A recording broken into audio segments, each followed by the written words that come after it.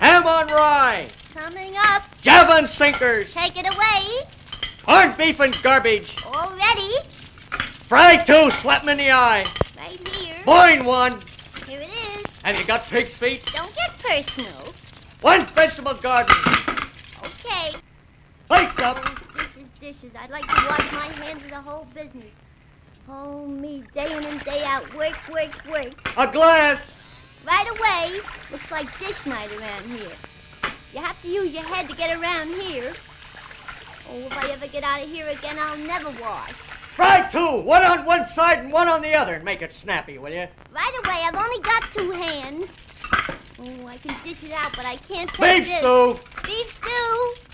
And I do mean stew. Oh, all I do is work from morning to night. What do A Boston cream pie and step on it.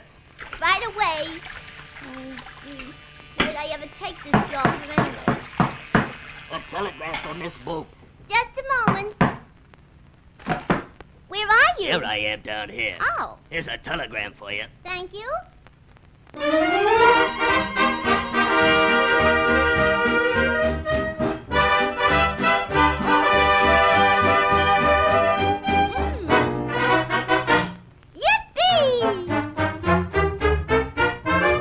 Off with the old job, on with the new. That's what I'm gonna do. And now I'm through feeling blue. Poop-poop-a-doo. I'll get my salary, all that is due. And I'll say toodaloo. It's off with the old job. And on with the new.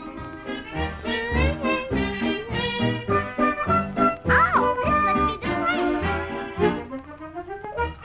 Oh, isn't this fun watching babies? Here now. Isn't that nice? Oh, you naughty boy, you mustn't do that. Here. See, now you just brush your teeth. Sure. Once a year, see your dentist twice a day. Isn't it nice?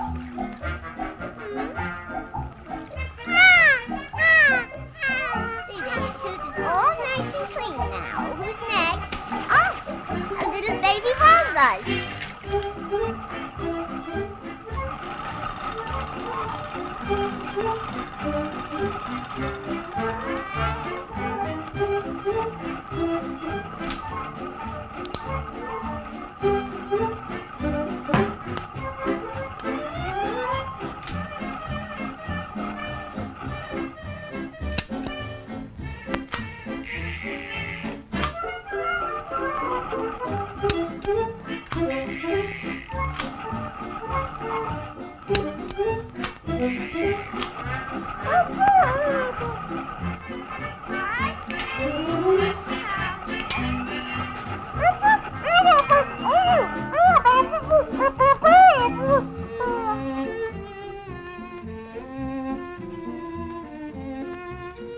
Nighty-night.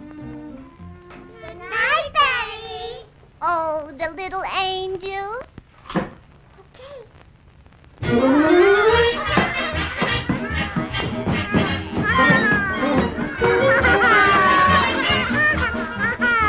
Hi-ho, stupid!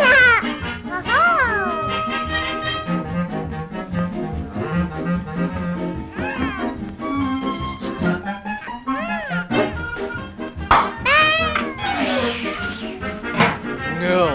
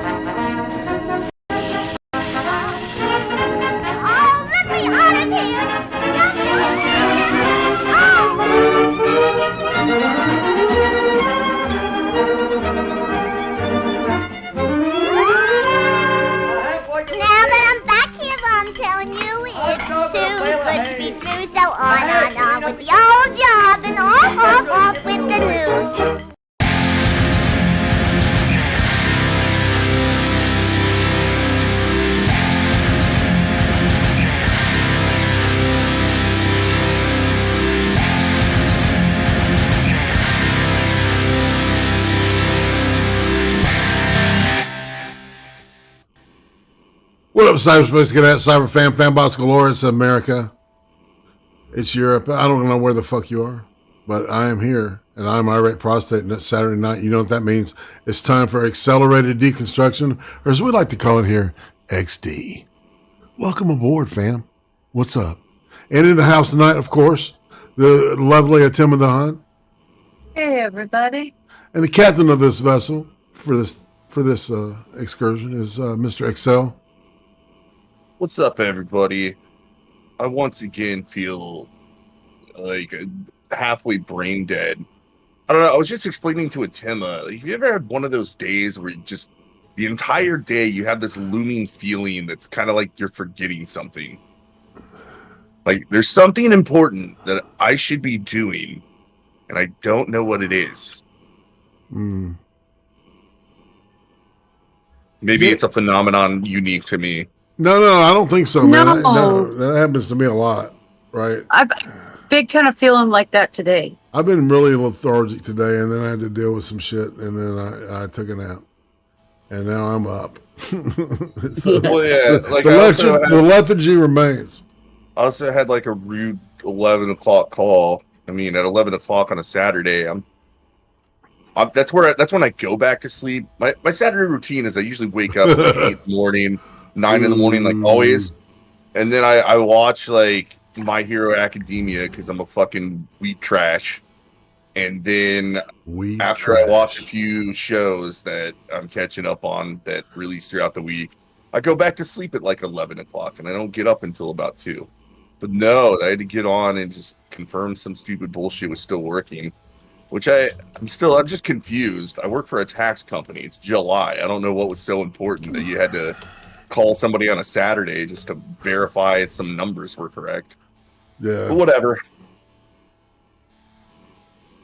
Well, you know. Yeah, fuck them. Boredom. Was it joke them if they can't take a fuck?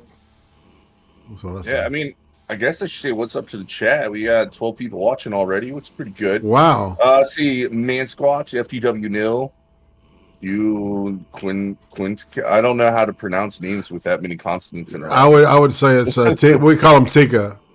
Tika. Because the first letter has they have an issue with that letter on the YouTubes. Yeah, so I see. Oh, so I see. I see Madness and FTW Nil. That's right. What's up, everybody? How you guys doing? Today we're going to be talking about. Well, no, hold on now. We got two definitely on Twitch right now, and that's Mason Mulpus. What's up, man? And Spittle Buggies. Greetings.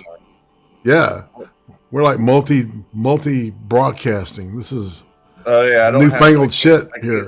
I can't see the R stream chat except for watching the stream, which is. I see. They'll say in a minute. You'll see it. You'll see it. So how's everybody else doing, Timma? I'm just tired. Understood. Don't worry. We're going to read enough stuff that's going to piss us off that we're all going to be awake here. Do I have I'm grateful I'm the color man on this one, man. Just saying. Lordy. Beck is in the chat, so she's going to love this stream. Becker. What up? Well, all right. Yeah, she's going to be back in town by Monday, I think. She's supposedly. sleep? Yeah. Not supposedly, but just what she said. So, y'all want to jump in this shit? Well, yeah, so we were like, the only thing that really happened in wokeness this week is all of a sudden Cubans are pissed off at their communist regime because they're fucking communist, right? That makes perfect sense. And all these woke people who every time you accuse them of just being commies, they deflect in some way or another. Like a few of them will be like, we're not communists, or they just won't address the issue. They won't respond. They'll try to change the subject or do a bait and switch. And then when something happens in the world that goes against a communist regime, all of a sudden the same people that we're accusing of being fucking, card-carrying pinkos are out here defending communism. Well, now they're saying it's not. It wasn't true socialism. What they have in Cuba. That's always the case, right? It's never true socialism. Oh my God! Real communism. Tuition to Hogwarts is free. We magically summon our iPhones and HD TVs and power our vehicles on love and candy corn. Right? Yeah. That's real communism, and we won't know if it's ever been tried until we can all do that. So, But it's a thing that doesn't exist. But Yeah, we're looking you for don't- the economic unicorn what, here. are you telling me Hogwarts isn't real? Yes. Son of a bitch. I know I'm an asshole, aren't I? No, that reminds me of a meme. Like, I'll try to find it and send you a picture. But I made my own like political compass thing with the memes and stuff attached to it. And in the bottom left corner, I just have a picture of a unicorn. Right? Because that's what everybody thinks communism is. Like, personal liberty and like the state controls the economy and everything's just fantastic. It's fucking unicorn. I kind of had the same thing with the upper right. I put a dragon on there. This idea of a benevolent dictator that can determine everybody's morality, but economic freedom prevails. I'm just like, those things, you can't have that. Like, it turns out like your wallet and your personal liberties, like your ability to speech, what you spend your money on economically is directly tied to your freedom to do everything else. Yes. It's your personal choices, your individual freedom, your property, your labor. Like, they're all interconnected. So you can't take away one without infringing on the other. Yes. But that's what That's they're why- trying to do right now with everything. Yeah, that's why the economically free authoritarian right and then the economically controlled libertarian left, they're not real. No. There's too many contradictions. Mm-hmm. Exactly. The problem we have right now is command capitalism. Yeah, I mean, we're much closer, and this is a point too many people don't understand, is that this, a lot of people call it neoliberal Western societies, are far closer to the fascist idea of what an economy should run, or how an economy should run, than communist. Yeah.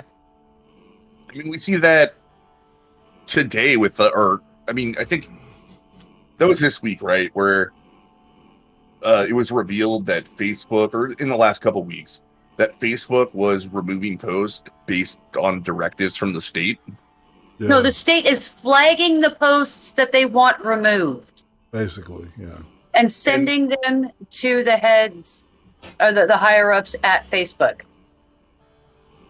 So there is somebody who does nothing but flag with a direct link to the leadership of the safety team for Facebook. There's at least one person, if not multiple people, within the White House doing that right now. Yeah, and of course they're going to comply. I mean, some of it's right. It's out of fear of being, regulated out of existence in some regards.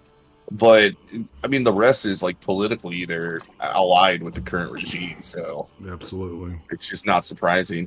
By the way, when half of them, I was going to say when half of them worked for big tech before they worked for the government regime. most likely, right? I mean, we all know the revolving door that exists in Washington.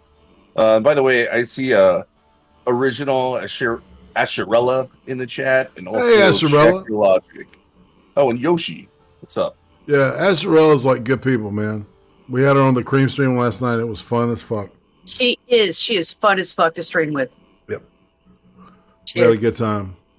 And Really good. Ray is absolutely, Mansquatch is 100% correct when he says the U.S. is protectionist, not capitalist. That is absolutely true. We are actually economically a protectionist nation, and we have been for the majority of our existence. Yeah, I mean, if I wanted to go into the economics of it, I could have a whole stream on that.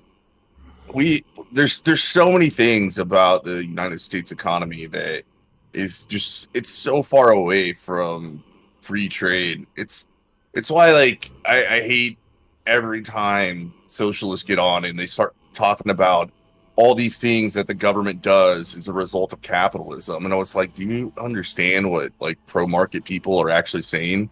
Like, we're arguing against this too. We just want to take the power away from the government, not give them more just to do something different with that power.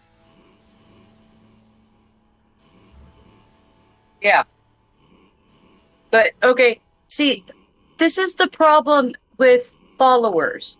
People that want to follow and they don't like having to do the work of thinking for themselves and making their own minds up. These are the kind of people, because you can just tell them whatever and they'll hold on to whatever. I'm sorry, guys, I'm medicated still. They'll hold on to whatever little snippet at the moment makes them feel good, because they don't want to ever get below that very surface level thought, because anything other than that requires accountability on a personal level. Yeah, it's pretty ridiculous. They face cognitive dissonance, and they like their immediate reaction is to retreat into fantasy world to back what their initial position was. I think that's true for most people. I don't know. Like, I would say the kind of people we hang out with, I'm sure we have it too, like our own bias. Like, I don't even deny it, my bias or whatever. But if you show me enough facts to prove me wrong, like, I'll admit it. Yeah. Yeah, you give me a logical line of thought that I can go verify myself, and I'll totally buy it. I'm there with you. I'm like, fuck that. You know, I was taught that communism never works, never has, and never will. And that's what the evidence has shown me. Right? What I was taught was correct. Right? So yes, I'm programmed. I am a programmed Cold War baby. I think I am too, because and I don't even know if it's just because we were programmed or if it's just because there was this big pile of failed communist states that fell in our lap as young cognitive adults. Are you talking about the Balkans? Yeah. Yeah, no shit. It was like we were kind of slapped in the face by just how ineffective every form of communism is. Oh my God. So there's an essay. It's called "What Did We Know and When Did We Know It?" And it's written by a college professor that for the longest time was with the rest of academia, that was constantly supporting every attempt at a communist revolution in every country for basically the last century, finally coming to the conclusion that we were wrong. And he admits, like, there was just a lot of fundamental issues with how communism wants to work and how people actually act. Well, and to be honest, all right, so on our side of it, you know, setting up all these fucking dictatorships and, you know, and banana republics and shit, you know, they failed too. Yes, right. Every single fucking one of them. Yeah, we did that all in the name of combating communism. Exactly. No, exactly. That's the point, right? Is that, you know, I believe that what we had grew like organically, right? And I think that this country was built on something completely different that no other country has been built on. Well, it had unifying theories and concepts and a culture, and you have to let a country coalesce and find its own culture and its own rules that it wants to do with its society for it to be successful. You can't stick your fucking fingers in that and fiddle it all up. These aren't like kids in a blank slate that you can just mold and meld and raise the way that you think is right. These are already fully formed individuals with their own cognitive agency, and we need to stop assuming, well, our leadership needs to stop assuming that these people don't have that agency. Right. And they need to stop meddling with their culture and their governments. It's stupid. It's not going to help us at all anyway. Manswatch makes a point. That there's a word. There's a word here though that's really important. He's talking about how the Pilgrims were communists for the first year, but then they divided up their land and forced everybody to feed themselves. And boy howdy, they had an abundance. That is actually the key word, is abundance. So what communists actually think, and a lot of them will tell you this, is we have an abundance of goods, and if we just distributed everything evenly, we'd all live lives like the people in the Hollywood Hills. And that's just absolutely not true. And they also don't understand that the reason there is excess of goods in some areas is because of market forces. Once you take those away, you get shortages. And we've seen this every single time. Well, we actually, the colonies we had prior to the Pilgrims, one of the colonies, I can't remember I want to say it was Roanoke. They tried socialism, but they didn't call it socialism back then. It was attached to a different philosophy, but it was socialism. It was the same thing. And they all died. A year later, they came back and everybody was gone. They were dead. Mm. So I think it may be kind of in our DNA to dislike collectives. Yeah, from Madness, he was talking about how he was taught that Nazism is a form of socialism. Yeah. And it is. I've said this a billion times. There was a reason it was called the third position. Third way. National Socialism was a specific revision of Marxism. Well, don't you think that's the closest thing that what China has? Right? It's to some degree. Close. Yeah, it's very close. I'll do the racial homogenization too. Like for instance, the people that led into National Socialism, I think it was George. It was some French guy, last name Solaire, but he was what this whole idea of the proletariat versus the upper class, that's going to be a conflict, but we can actually resolve that a different way. All you have to do is put the mindset that we are all part of one unit, regardless of your class, working towards the same thing, which is, so the idea is, let's embed a strong sense of national identity into people, and that from, layman to scholar, everybody's working towards the same goal. So in that sense, it was, like I said, it was unique, but they were basing all their ideas off the idea that Marx was right about a lot of things. But then they also saw that communism just kept failing even then, and came up with their own revision, which turned into fascism and National Socialism. If you read the 25 points of National Socialism, it sounds a lot like communism outside of some of the points that are more nationalistic.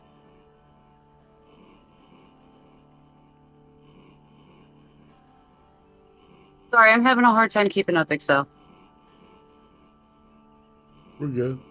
This is the muscle relaxers, guys. I'm sorry. They really fuzzy my brain. Well, yeah, I'm actually bringing up the 25 points of National Socialism right now. Okay, yeah, sorry. My brain just dropped everything we were saying. Sorry. Okay, so Croatoan is the what was carved in the tree of what's left of Roanoke, or what was left of Roanoke was no people in that one cryptic phrase. Yeah. I don't know. They think they figured out what happened, but I can't remember what it was. I read a thing about it. Something about sickness. All right, that swept through, and people were carted off with the natives and ended up living with them. So I don't know. Well, but the Croatoan was a. You're thinking of Krakatoa. Croatoan. No, Croatoan is a. I can't pronounce the name of the tribe, and they're from Canada. Mm. And it's one of their deities. And that's kind of odd. It would be down in the Carolinas. Interesting. Sorry. At the 25 points of socialism. Some of this stuff is it's very socialist. They demand that the state make it its duty to promote the industry and livelihood of citizens. So when did they stop mandating or having kids read Mein Kampf in school? Because Irate and I had to read it. I never had to read we never were issued a copy of the book to read, but we had to go through parts of it. Yeah. Yeah, that was something that came up. They were just like, they don't teach Mein Kampf in school. That would be ridiculous. And I was like, no, it's like the same course in English where you read the Diaries of Anne Frank. It's the same year. You go over so that you do a whole section on World War II. It Relevant. takes up almost half your year. Well, and I think that it's been deliberately defeated the purpose of teaching that shit, which is to try to wrap your head around how an entire country of people were led by thought. How did they rationalize doing the things that they ended up doing? Yeah, how did normal people start supporting such a sinister regime? Right, yeah, mass hysteria, insanity. Fear. To some degree. It was real fear. My husband's grandmother grew up underneath the Nazi regime. And she was an ardent, she hated it. She hated it. She disliked all of it. But if you wanted to stay out of the camps and out of jail, you shut your fucking mouth in the right places. And it was fear. It was fear. The propaganda was heavy. The media was cherry-picked really heavily. They didn't have anything like the internet. So everything was very, very controlled and moderated. So it was... Go ahead. You also had the fallout of World War I, which left Germany in pieces, right? Well, and humiliated. They got fucked on the deal, man. Yeah, and there was a big divide. A lot of people... I've actually seen people say that liberalism set the stage to allow fascism to happen, and I was like, that's complete bullshit. Actually, what was going on is because of World War I and what these Western nations were doing, there was actually a distaste for liberalism, a large strain of communism going on in Germany, and a lot of what the National Socialists did, like I said, it's a third position. Is they were able to get people that may have been somewhat sympathetic to communists, but realized that communism wasn't the way, and they were also able to put they use nationalism they were exactly, but they were also able to put people that were for ideas like liberal democracy to have themselves between a choice where that's not an option. At least with the fascist, I get to keep my company, right? Right. I may have to do what they say, but they're not going to just take all my shit and redistribute it. Right. So, I mean, that's there was also a lot of ass hurt where Germans still loved being German, and they have every right to love being German. The Germans have done a lot of amazing shit throughout history, okay? So that's totally fine. And I think the culture of right after World War I left them in a perfect position to be reactionary to anything that dogged their culture.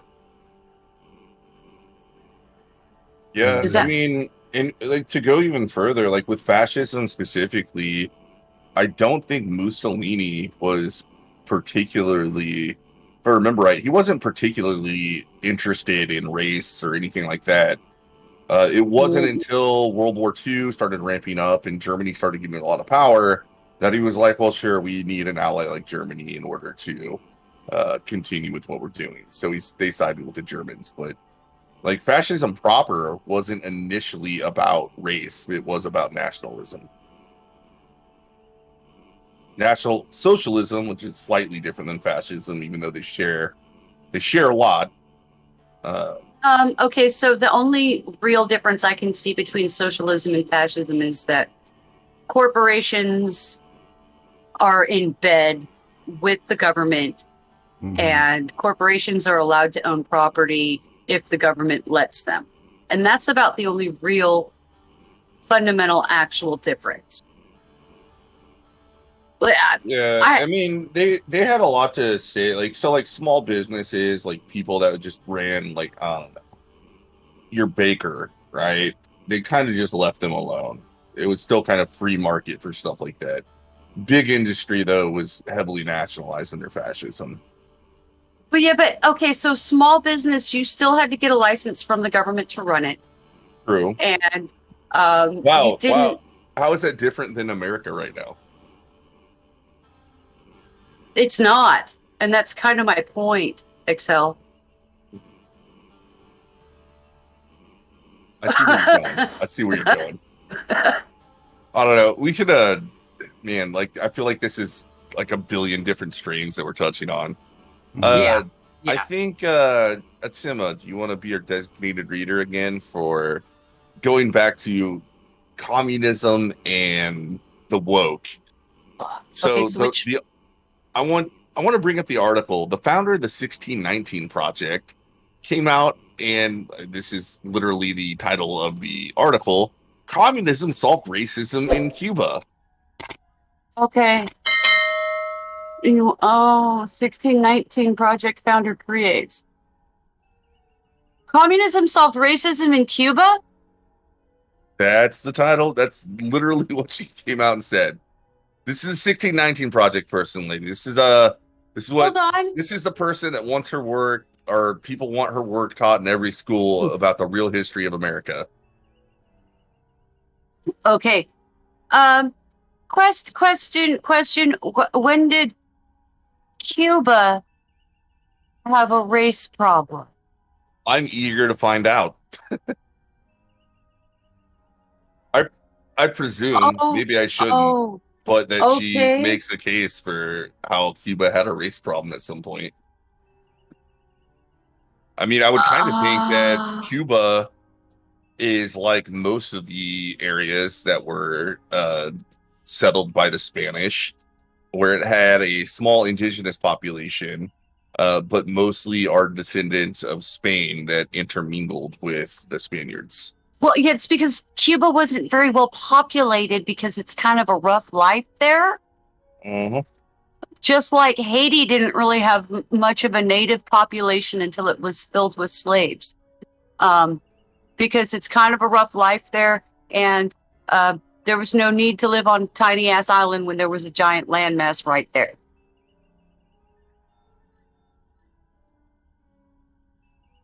So, but okay, yeah, I know, Man Squatch, that there's a whole bunch of different variations of ethnicity and phenotype inside of Cuba, but I've never heard of an ethnicity or a race problem coming from Cuba ever in the history of Cuba being Cuba. So I'm curious to see how something that never existed was solved in a very small, not that heavily populated country. By communism. I'm actually curious to see how somebody can make an argument that communism ever solved anything. Oh, yeah. Let's look at this. God, even historically, communism, like Marx, didn't have a lot of good things to say about the Jews. Look at the genocides by Stalin. And even today, communist China is killing the Muslim Uyghurs. Well, yeah. You know, I'm kind of concerned about that part because I noticed a trend. When you start to see labor camps pop up and they turn into kind of like concentration, genocidal, wipeout people camps, we tend to have world wars when that happens. So I'd like us to not have a world war. Can we just shut down China instead, please? But where am I going to get my liver from when I need a new liver? There are plenty of homeless children you can steal from one here, dear. Yes, I said that out loud. Hey, man. Okay. It's like a modest proposal, part 2. That's right. The digital version. Hey! All right, so you want to read? La, digital. Anyway, so brave freedom fighters in Cuba have taken to the streets, demanding the end of the country's communist dictatorship. Just 2 years ago, however, Nicole Hannah-Jones, the founder of the New York Times 1619 Project, praised Cuba's communist revolution for bringing about the end of codified racism. Codified racism. Democrats like President Joe Biden may offer lip service in support of the protesters, but many on the left have cheered on the oppression. In 2019, around the original launch of the 1619 Project, Hannah Jones identified Cuba as a model for racial equality. The 1619 Project claims to unearth systemic racism in the United States, and the original version claimed that the true founding of America came not with the Declaration of Independence in 1776, but with the arrival of the first slaves in Virginia in 1619. The first slaves actually arrived far earlier. In an interview with Fox's Ezra Klein, Hannah Jones suggested the U.S. should follow Cuba in fighting racism. God, dude. I just love how they said the interview was with Ezra Klein. Like, name two more Weasley useless people than Nicole Hannah Jones and Ezra Klein. I'll wait. Yeah. By the way, Ezra Klein is a person that attacked far-right Sam Harris for talking to Charles Murphy. Just talking to him. Far right? Far Yeah. right, Sam Harris? Far, exactly, right? Like, according to Box, Sam Harris is an alt-right influencer. Holy fuck. I They are know. goddamn idiots, man. Jesus. I'm so glad I don't pay attention. Yes, Cronin, Che hated black people. Yes, he also loved to kill young boys. He made horrible comments about their work ethic and their and the way they smelled. And it's documented, man. It's this shit's out Yeah, there. he had a real problem with it. He went to Africa and said, "Fuck this shit." Yeah, he said, these people are nasty. Basically. I never want to come back. No, seriously, man. It was really offensive.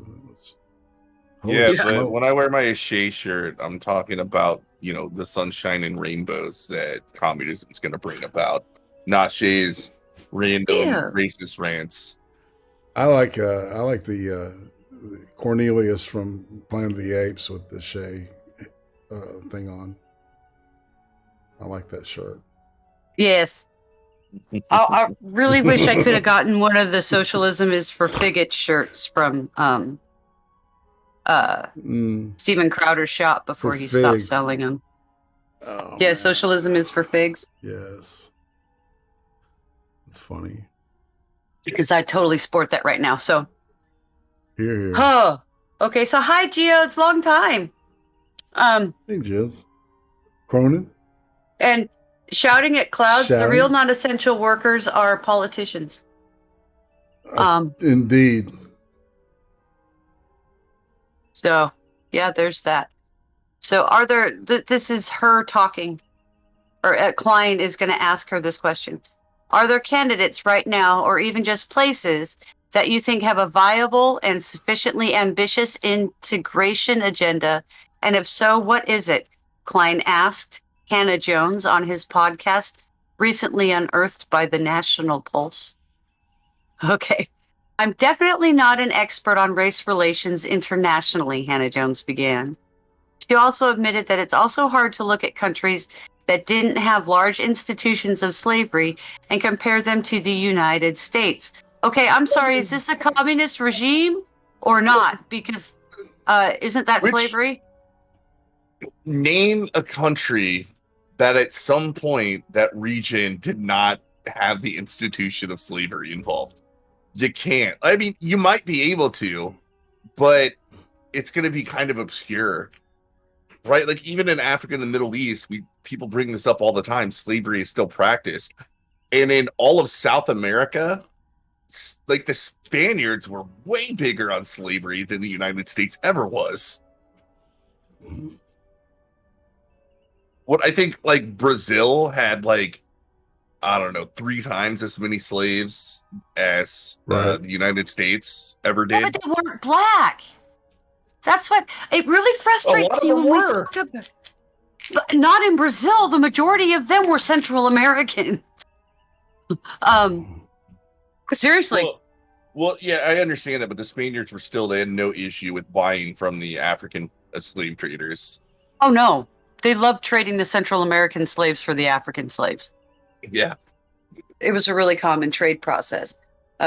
There's still lots of documentation about it. It was so common. There's tons of writing about it. Now, I didn't even- ironically, I didn't even know they were trading slaves like that. I just know that the Spaniards most certainly bought African slaves. oh yeah, they did.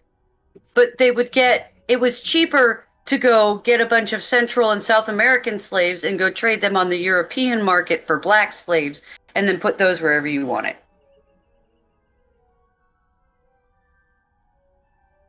Don't ask me. That's what the books and everything from the time say. That's what they did. Yeah, I believe you.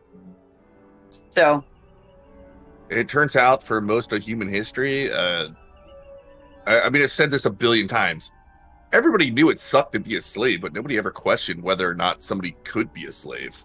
That was a pretty new idea that came in later in the Enlightenment. yes. Well, okay, so which Enlightenment?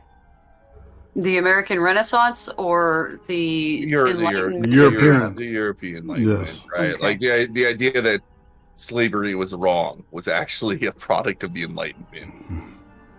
Yes. Like I said, like I'm sure there's been people that, like, throughout history, like somebody's gonna say, this person talked about how they didn't understand slavery was right, but it wasn't something that started spreading amongst the public consciousness that slavery could be something that's wrong. Like, nobody should ever be a slave, like, until the post-Enlightenment era. I kind of think the Danes and the Vikings had a greater idea, or at least an understanding, that even if you had slaves, it wasn't necessarily the right choice. I mean, sure, it's just, in general, I don't Yeah. think I'm wrong with the sentiment that No. for most of human history, nobody questioned whether or not somebody could be a slave, even though they all understood being a slave kind of sucked. Yeah, I guess you're right.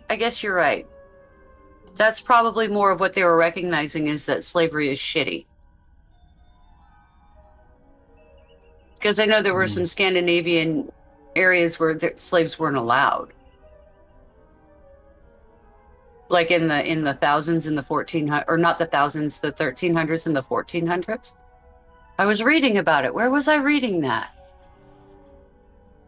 Oh, damn it. Anyway, it's I think that was the very first kind of glimpses of it. And those would be the same people that led to the Enlightenment that we had in Europe. You know, because Dane law is kind of the seed that started all of that. So.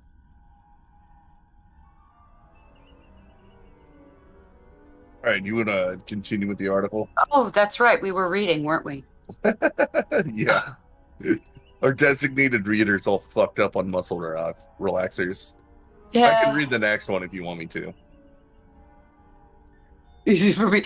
Dude, I have to take so much shit just to get rid of the pain. So I'm definitely not an expert on race relations internationally, Hannah Jones began. She also admitted that it's also hard to look at countries that didn't have large institutions of slavery and compare them to the United States. If you want to see the most equal multiracial it's not a democracy. It's the most equal multiracial country in our hemisphere. It would be Cuba. No, that would be Brazil, you nitwit. But anyway. Or maybe the United States, to be totally honest. But Well, no, you would never say comparably racially, the only place that's as diverse and as civilized anywhere in the world is Brazil. It's one of the few places you can actually, honestly, almost across the board compare per capita on everything.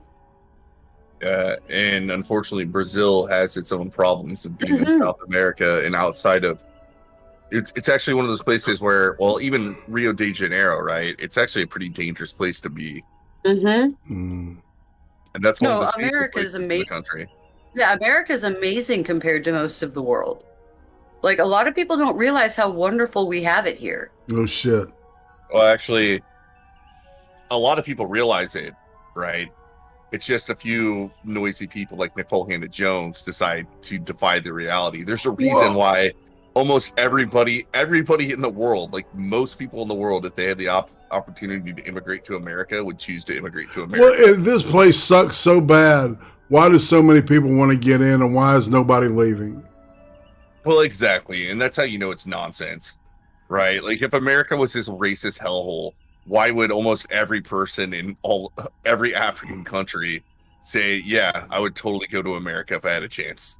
Remember back when the Egyptians invented slavery, and we know where they're from, what continent they're on. But the Jews had the Jews had slaves before the Egyptians, so I'm confused. Well, no, what?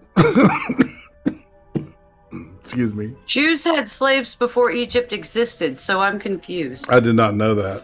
I'm sure that slavery existed is like probably as long as human civilization existed. Probably. I'm not a historian, but I would be surprised if Samaria didn't have slaves.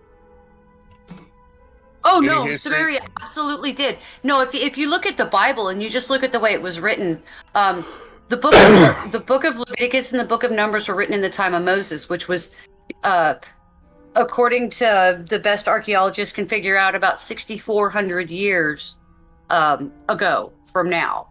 So 6,400 years ago, they had specific rules in Numbers and Leviticus on how to treat your slaves, and it was obviously a socially normalized idea at that point. So I think you're right, Excel. I think slavery has been with humanity for a very long time. That's why there's a lot of credence to, like, the West didn't invent slavery, but we certainly ended it. Mm-hmm. Fair enough. Yeah. Yeah. Okay, so she explicitly attributed the alleged racial equality to socialism, the very oppressive system against which the protesters have arisen.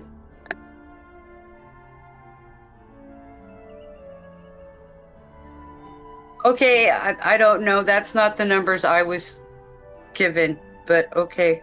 I was told 6,400 years ago was the time of Moses, not 1300 BCE. But okay. I know there's contention about those numbers. Well, yeah, 1,300 plus 2,000, 21. It's hey, 30. We're not a history stream. Give us a break. It's in the ballpark. We're gonna get some things wrong. Just as long as the general idea is correct, then I'm okay. Okay.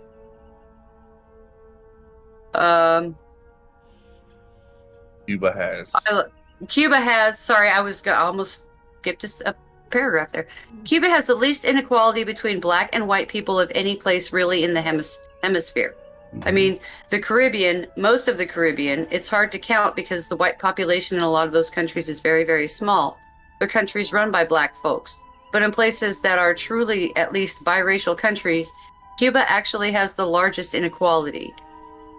And that's largely due to socialism, which I'm sure no one wants to hear. Hold on. I will agree with her, but it's only, you've seen the meme with the kids trying to watch the baseball game, standing on the boxes, right? Uh-huh. And then there's the one saying, like, socialism. They just cut the legs off of everybody. Oh God, she lives up here.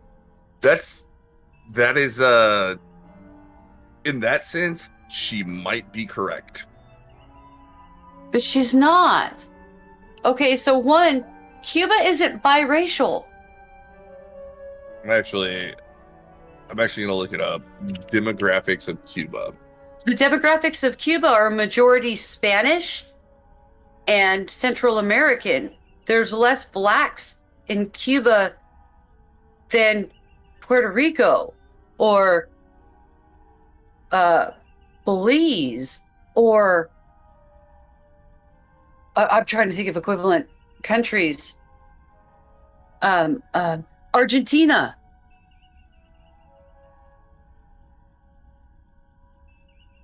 Like, I'm confused by that. So 2012, the numbers was 10% of the population is black. Okay. So you see what I'm saying? I thought I was right. It's been a while since I've looked at all that information. But And Yeah, put it- I think But she's it's meaning racial. no. She's talking about the disparity between white people and non-white people. So that yeah, well, includes because everybody's fucking poor. There's no white. Okay, yeah. so sure, like if you want to call Spaniards white, I guess, but I mean, here's the demographic breakdown, right? So they put white and indigenous in the same group, Mhm, and it's because it's just like Mexico, right? right. Mexicans are a mix between Mesetos, Spaniards and the yes. indigenous people. Yes. Mesetos. That's 65% of the population, right? And then 26 are a mix between black and indigenous people.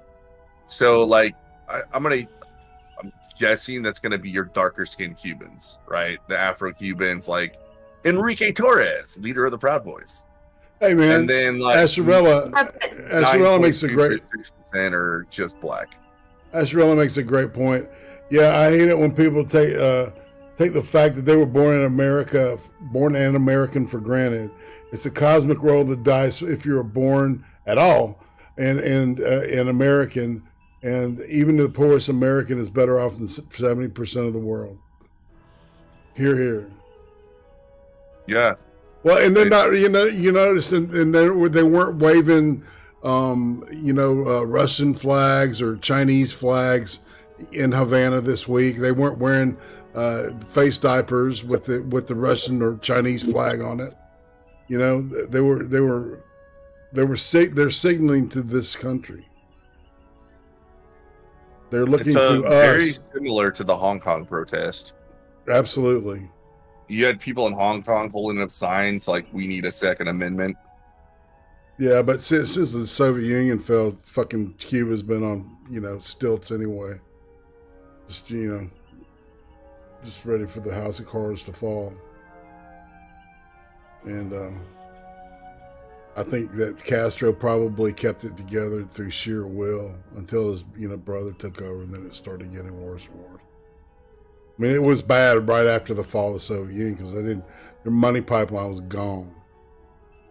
And so, and then, it's like a guy named Billy Jeff and decided, well, we'll start doing a little business with you. Throw a little money your way, So that's the double-sided part of that shit was the Dems' focus on Cuba. To keep the Castro afloat. Even then, like Saki finally said, I think in the last few days, that communism was a failed ideology, but it took her a week to just call out communism. Oh my god, dude! Don't get me started on this shit. The politicians are so they're really, they really don't give a fuck anymore, man.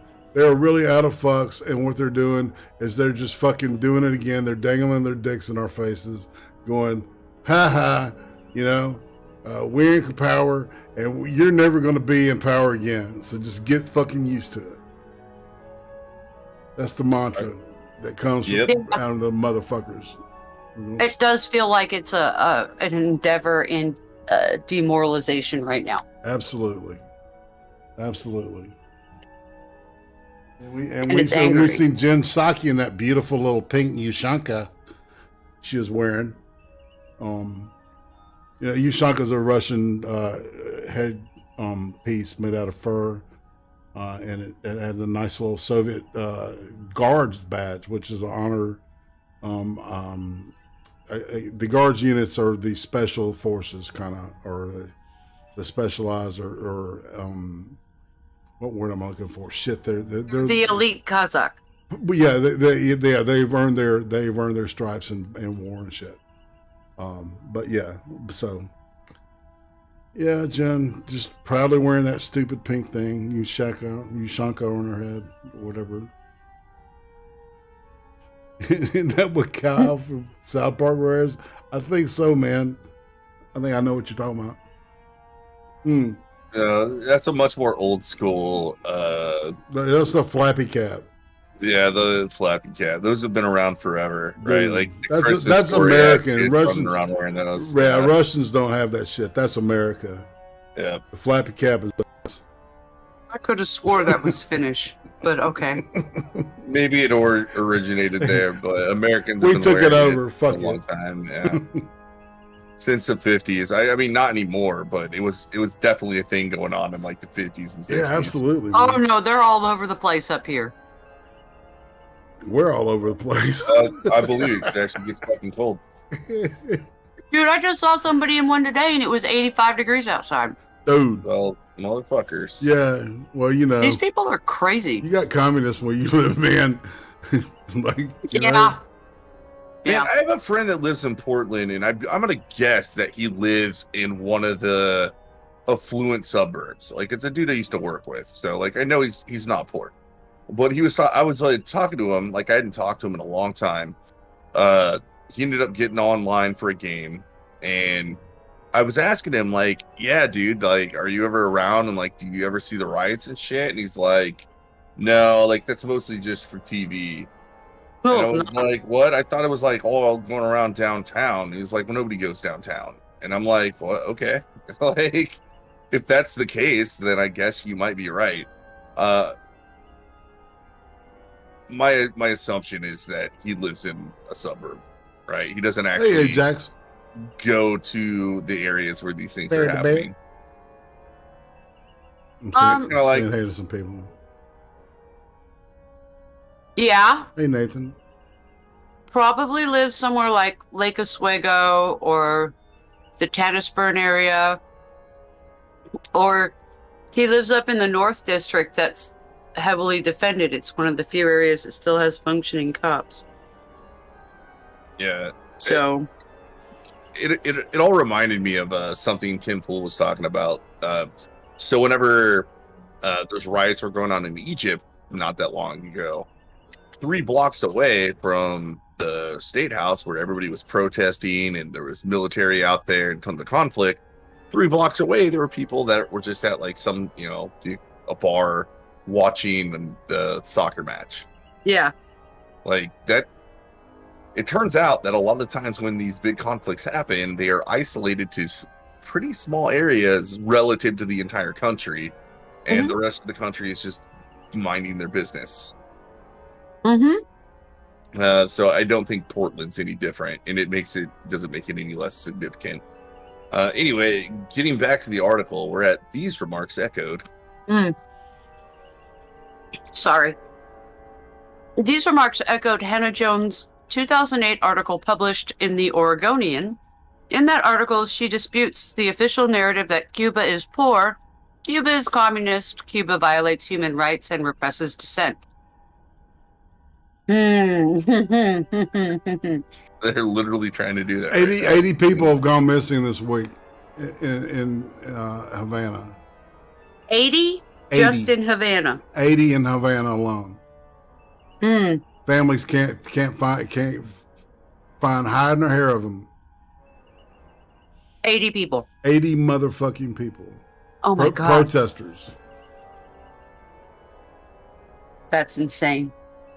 No, That's just that's insane. communism. King is a fink. Nobody knows what that means. I couldn't hear you. What? I said the king is a fink. The king is a fink? Yeah, Yes. yeah. You ever read that old Wizard of Ed comic strip? I think that's what it is, yeah. Yeah. The king is a fake. I remember that now. It was funny, yeah. It was always Yeah, funny. king is a fake. The king is a fink. Jesus. Mm. Education is the cornerstone of the revolution, she wrote. She praised the communist country's education and healthcare systems, saying the latter in particular is a world model. Wow. You can tell she's never been there. Black Cubans especially are wary of outsiders wishing to overthrow the Castro regime. They admit the revolution has been imperfect, but it also led to the end of codified racism and brought universal education and access to jobs to Black Cubans, she argued. Without the revolution, they wonder where would they be. Well, considering Black Cubans were richer before the communist takeover, I don't know. Like, look at how many Black Cubans live in Miami right now. And they're rich as fuck. Exactly. It's amazing how most of these black Cubans, if they get a chance, want to flee the country. And Nicole Hannah-Jones is making these ridiculous claims to defend communism. Like, really, it doesn't surprise me. And maybe if you read the book, or maybe she does have citations, right? But there's probably one black Cuban that came out and said this, that is paid to be a spokesperson by Castro on behalf of the Cuban regime. No, it's part of the official Castro regime black Cuban agency. They have a political identity agency. I can't remember the name of it. It was on that video that y'all watched. Irate from the 70s. Which one? The one about Cuba. Calling on Becca Fairley to answer this question. They had ties to the people that hid fucking that woman who. Are you talking about the Canadian connection up there with Cuba? No, okay, so the chick that Obama pardoned that killed the security. Shit, what's her name? Ashada Akur or whatever. Something like Shakur. that. Yeah, but they created a caucus. That's what it was. Angela Davis too. Cuban. Yeah. It was Angela Davis and her both are cop killers that are over there. Yeah, that's what it was, a cop killer. And she's the one that helped them create their black African or their black Cuban caucus. That's the word I was looking for. Caucus. And that's why she's talking about it. But the caucus is really, it doesn't do anything. It's more figurehead than the queen. Mm-hmm. So so under the communist revolution, where are they now? They are in the streets fighting for freedom. Some of them have been arrested for speaking their minds. After all, unauthorized public gatherings are illegal in Cuba. Funny how communism works that way. Communism also inspires revolution. In fact, Marxists cooked up critical race theory, which influences the 1619 Project, to encourage revolution by claiming that a hidden racism pervades American society. The 1619 Project reframes many aspects of American life as rooted in race-based slavery and oppression, including capitalism, the consumption of sugar, and the rejection of and America's rejection of 100% government-funded health care. Oh, those are all racism. Eating sugar is racism. like capitalism, sugar, and government-funded healthcare. Like, all those ideas are race neutral, but that's great. Right. She said apple pie too. Well, eating sugar. Okay, so the 1619 Project twists American history, and it appears to have inspired some of the destructive riots last year. Riots that destroyed black lives, black livelihoods, and black monuments. When Claremont's Charles Kessler wrote the New York Post, called them the 1619 riots, Hannah-Jones responded in a since deleted tweet that it would be an honor to claim responsibility for the destructive riots. Well, and this goes back to a theme that we've talked about on the stream a lot, which is the end stage of wokeness is to disrupt and dismantle. And dismantle means dismantle. It's not like some sort of a clever word that means something other than what you think. It's destroy what exists. Dismantle it. Take it all apart. Yeah, there's always an iconoclastic type of of destruction of historical and cultural culturally significant artwork and architecture.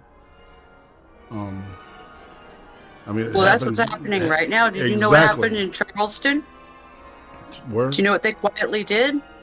They quietly took down Stonewall Jackson and Robert E. Lee last week. Yep, they sure did. Right after the 4th. They didn't say a damn thing. They just did it. Yep. And nobody bitched about it. Most people didn't know. Yeah. Americans should learn from Cuba. The Cubans are fighting for freedom against the regime Hannah Jones has repeatedly praised as a solution to the institutional racism she peddles. Cubans flee to the United States, and now they're fighting for America's freedoms. The U.S. cannot abandon that in the name of fighting racism. And that is the end of the article. Okay, I'm really confused because this woman seems to be... Okay, yes, no, looking at her, she's incredibly retarded. She's got that, like, her eyes separate and go away from each other, and she loses her thoughts more than I do. She looks like Joy Reid, man. Mm-hmm. But light-skinned and manly. Yeah, Joy Reid is, she's the epitome of insanity. In my opinion. Oh, I can't stand that woman. Yeah, she's nuts. She is nuts. I cannot stand that woman. She's got a platform.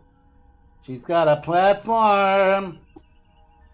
I want to know who gave her that platform. All right. Next thing we got is the BLM co-founder and pro-communist China group are partnering up. And here's why. I actually didn't read this yet, but I'll go ahead and. It's a 7-minute read. It says. Yeah, I'll take over this one, Atima. Okay, thank you. All right, so, like I already said, the title is the BLM co-founder and pro-communist China group are partnering up, and here's why. Key takeaways. There has not been a peep from the media or Congress about China's support of the riots. The CPA was founded in San Francisco in 1972 during the heady days of Marxist-oriented Asian American movement. Communist China has put its vast propaganda apparatus to work in support of the mayhem that has wreaked havoc on American cities this year. Imagine that far-right demonstrators were laying siege to American cities for months, led by activists explicitly calling for an ethno-state, and that one of their groups was funded by an outfit involved with Vladimir Putin's Russia. It would lead the news every day, and there would be congressional hearings, right? And rightly so. The threat of foreign interference in our domestic affairs is a serious matter, whether the suspects are rivals such as Russia or friendlies such as Mexico. This is especially the case if a foreign power were abetting unrest that aims to topple our constitutional order. Well, the scenario described above is happening, though not with Russia or the far right, but with China and the leftist disturbances upending America and seeking to transform it. Yet there's not a peep from the media or Congress about China's support of the riots. Go to a website for the Black Futures Lab, venture of Black Lives Matter founder Alicia Garza, and click on the donate button. It will ask you to send your money to an obscure organization, the Chinese Progressive Association, explaining that Black Futures Labs is a fiscally sponsored project of the Chinese Progressive Association. I think we already see where this is going, right? Dude, like, what the fuck? It's all the BLM shit went to the fucking Act Blue. mm-hmm. Right? Little pattern developing. BLM's just a funnel. Right? Yeah, and it's actually kind of amazing. Like, I think the biggest thing this is pointing out is that just like they tell us that Russia tries to capitalize on internal strife by exacerbating it if they can, using tactics that have been documented for decades, that the CIA does the same thing and uses in other countries to invoke revolution and cause disturbances, right? So it's not surprising that China would do this. What's surprising is what this author is pointing out, that the media doesn't even want to talk about it.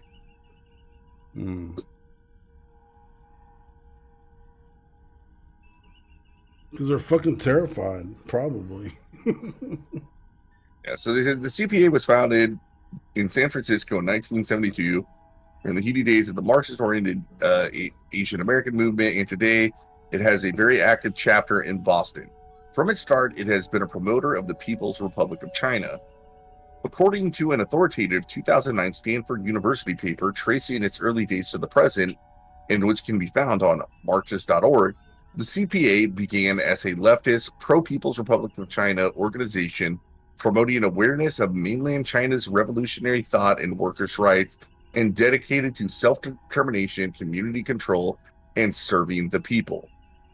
The CPA continued, the paper.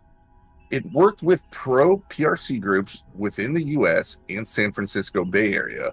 Support for the PRC was based on the inspiration the members drew from what they saw as a successful grassroots model that presented a viable alternative to Western capitalism. Which is bullshit. Actually, like, I get sick of, like, there's people that say, like, China is not like what it used to be. They're roasted. China created this weird system where it's capitalism for some and communism for others. Like they have these big cities with like pretty nice areas. Like you can go to malls with cool looking shops that actually don't have very much merchandise in them. And I almost feel like all of it is stooged. I've got an old bandmate that actually went out there and started like biker clubs. And he's still over there. He says God, yeah. This is a total tangent, but it reminds me of it's punk shit. There was a punk, man. Yeah. There was a punk band called Brain Failure out of Beijing, China, and it was led by a dude that was the son of an influential member of the Communist Party and some sort of state official that hated his dad and hated communism. And they actually got over to America, and they have some really cool songs. I'll share it to you after the stream, but they're like super pro USA. Like they love being in America. They actually came to Kansas City 3 times, and I got to hang out with them. It was hard talking to them. Their English was shit, but like I just remember sitting and like they're like talking to the guy. He remembered me, and he was asking like where some of the other people in the scene were. And oh wow, I don't know. Cool people though. I don't know what happened to the band, but there is, even in China, an underground that is against the government, but they have to stay underground. Right. Well, yeah, Tiananmen Square was a culmination. A lot of that, and that got destroyed. So there's that. Okay, where we're at? All right. So we were talking about they wanted to create a viable alternative to Western capitalism. So one of the ways they did this was by holding film screenings that were open to the public, sometimes showing Chinese films as well to facilitate understanding of the country's revolutionary ideas. CPA also took the lead with groups such as U.S. China's People's Friendship Organization to celebrate China's National Day on October 1st. To this day, CPA Boston continues to be a partner of the PRC in the United States. 3 years ago, the Boston chapter teamed up with China's Consulate General in New York to offer Chinese nationals the opportunity to renew their passports, getting praise from China's official mouthpiece, China Daily. In 1997, CPA Boston sponsored the raising of the PRC's flag for the first time ever over Boston City Hall to honor the takeover of China by the Chinese Communist Party. What? That actually happened. A city in the United States raised a flag to honor communism. It's crazy, isn't it? A giant city. Boston. Well, it's like, well, think about it. That's where Harvard, MIT, and all that shit, right? It's right in the middle of all that, It fits. So all the socialist intellectuals are around saying this is totally a good idea. The circle jerk crowd. Exactly. The very smart people. Very smart. Indeed. Just as the Stanford paper says, has been the CPA's practice from the beginning, the event was organized again with the Chinese consulate. These events now take place with some regularity. Chinese Consul General Sun Zhuaying, traveling from New York, was on hand at a similar event in Boston in 2014 to say the common interests are far more important than differences between the U.S. and China. I'm sure Joe Biden. His name is Sun Gaozhang. Guozhang. Sun Guozhang. Guozhang. Hi. The Chinese flag raising event in Boston in 2019, marking the 50th anniversary of the communist takeover of China, drew protest. Another CPA founder, Lydia Lowe, remember that, said in a written personal statement, in 1997, McCarthyism is behind us. The Cold War is behind us. Well, all right. So you noticed, all right, they celebrated 100 years this year of the birth of the Communist Party in China. That right? That's the caveat. That was the birth of the party, is what they're saying. So, and China's not even, really, as a communist nation, it's not even 60 years old yet. Yeah. Well, they're doing a bang-up job, aren't they? Yeah. Hey, we're never going to see a fucking communist country last more than 100 years. Not even close. No. Fucking Soviet Union lasted 70-something years. And that was the closest thing to perfection that they had. And the trains ran on time. Mm-hmm. That's about That's it. right. Yeah. Bread lines were long, but you got to talk to people. And that's a good thing. That's right, Bernie. That's right, Bernie. It's a good thing. Man. Continuing on, however, in an essay that she co-authored last year on the Marxist revolutionary site RERUNS, Lowe sounded as though she wanted to start another Cold War, writing that Asians should play a role in creating a revolutionary strategy that would achieve a fundamentally different society. I just want to say thank God, like most Asian Americans do not want any of this bullshit. Fucking Yeah, Barack Hussein really Obama saying- wanted. That way, he said his main goal was to fundamentally change. Transform. Yep. That's exactly almost word for word what he said. Yep. Yeah. He most certainly, like, even if he grew out of his, like, younger, like, true Marxist ideology, he didn't drop it all. Dude. You can take the boy out of Marxism, but you can't take the Marxism out of the boy. True. And that's boy is meaning young man. All right, I'm cutting that shit off right there. Shut the fuck Yeah, up. let's not let any more inferences be drawn from that statement. Exactly. Moving on. God. And CPA San Francisco drew praise from China's mouthpiece, China Daily, just a few weeks ago for taking part again in Black Lives Matter demonstrations in San Francisco. Awesome. Black Lives Matter opposes capitalism. No shit. It is clear then that CPA Boston works with the Chinese Communist government, pushes its agenda here in the United States, as CPA San Francisco does, and both CPA chapters are regularly praised by China's state-owned mouthpieces. It is clear, too, from this perspective, why CPA would sponsor a new enterprise by Garza. They espouse the same desire for world communism. Garza sits atop a world revolutionary empire, starting with Black Lives Matter Global Network Foundation she founded, which now has 15 chapters in the US, several more over Canada, Australia, and Europe. As Foreign Affairs wrote in September and October, today BLM has a global network of dozens of chapters. This number will likely grow exponentially in the coming years. God, I hope not. Yeah. So I'm actually like scrolling through the rest of this article. I think that really covers that. So like in relation to Black Lives Matter supporting Cuba, they also kind of have ties with communist China. It's kind of weird. Dude. It pisses me off, like when I think like even my work, right? It did the whole Black Lives Matter nonsense, did its virtue signal posting, just like many other major companies across the United States. And that's completely allowed as part of company policy. And they say it's an apolitical thing. Like, I don't know how less apolitical you get than being linked to communism.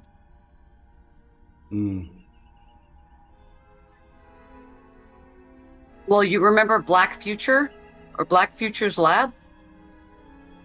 The same woman who founded, well, hold on, I skimmed the rest of the article. The woman who founded the Black Lives Matter Global Network Foundation also founded this Black Futures Lab. With the Chinese Party. Communist Party. And that is directly tied to the Chinese Party. So, I mean, that's what we saw earlier, right? Like, this Black Futures Lab support, you donate it, and it actually goes to the Chinese Progressive Association. yeah. Or the But- CPA, which we were talking about. No, but that's the connection they're making in the article, is that this Garza woman is the one who runs the global network, is also the same person that's helping. So Black Lives Matter is now officially owned by the CCP, which is ironic if you look at how a lot of blacks in the ghetto act towards Asians in the ghetto. I'm posting a link to this article if people want to read it. Yeah, it's interesting. I think one of the big takeaways, one of the big takeaways that you need to take from this is that if it's this easy and obvious that somebody who's, still in college and part of the young reader group or the young editorial staff is able to find this information and easily create this article, that means the government already knows what they're fucking doing. Yeah. So, yeah, they know it. There's no way they don't know it with this one. So, I'm kind of upset about that, y'all. Feeling some kind of way. Well, yeah. Some sort of kind of way about it, yeah. So there's a reason. I think I did a pretty good job of organizing my research, right? Like whenever I was Yes. like, what do I want to talk about this show? And there's a reason I also cut off reading it, because it was more just reinforcing what you just said, right? So there's this big circle jerk between CPA and Black Lives Matter. But it goes right into Black Lives Matter's official statement on what's going on in Cuba. Yeah. Well, no, it makes absolute sense that they would be defending the communist regime. They've already said they're commies. Yeah, well, and like I said, sometimes they do, sometimes they don't. But it's amazing how whenever faced with a situation where it's communists versus people that want to overthrow communism, they're just like, oh no, it's not really communism's fault. Well, it's never- or it's not real communism, like one of the two. But that's the part that makes me crazy, because it's Stockholm Syndrome. These people are so addicted to not having to do shit for themselves that they will pretend that the same shit that hasn't worked for the last century is going to work this time. Like, the whole reason that Einstein came up with the little quip that everybody quotes about repeating the same thing over and over again is the definition of insanity. He was talking about communists. Like, I'm not kidding. He made the joke in an interview with, not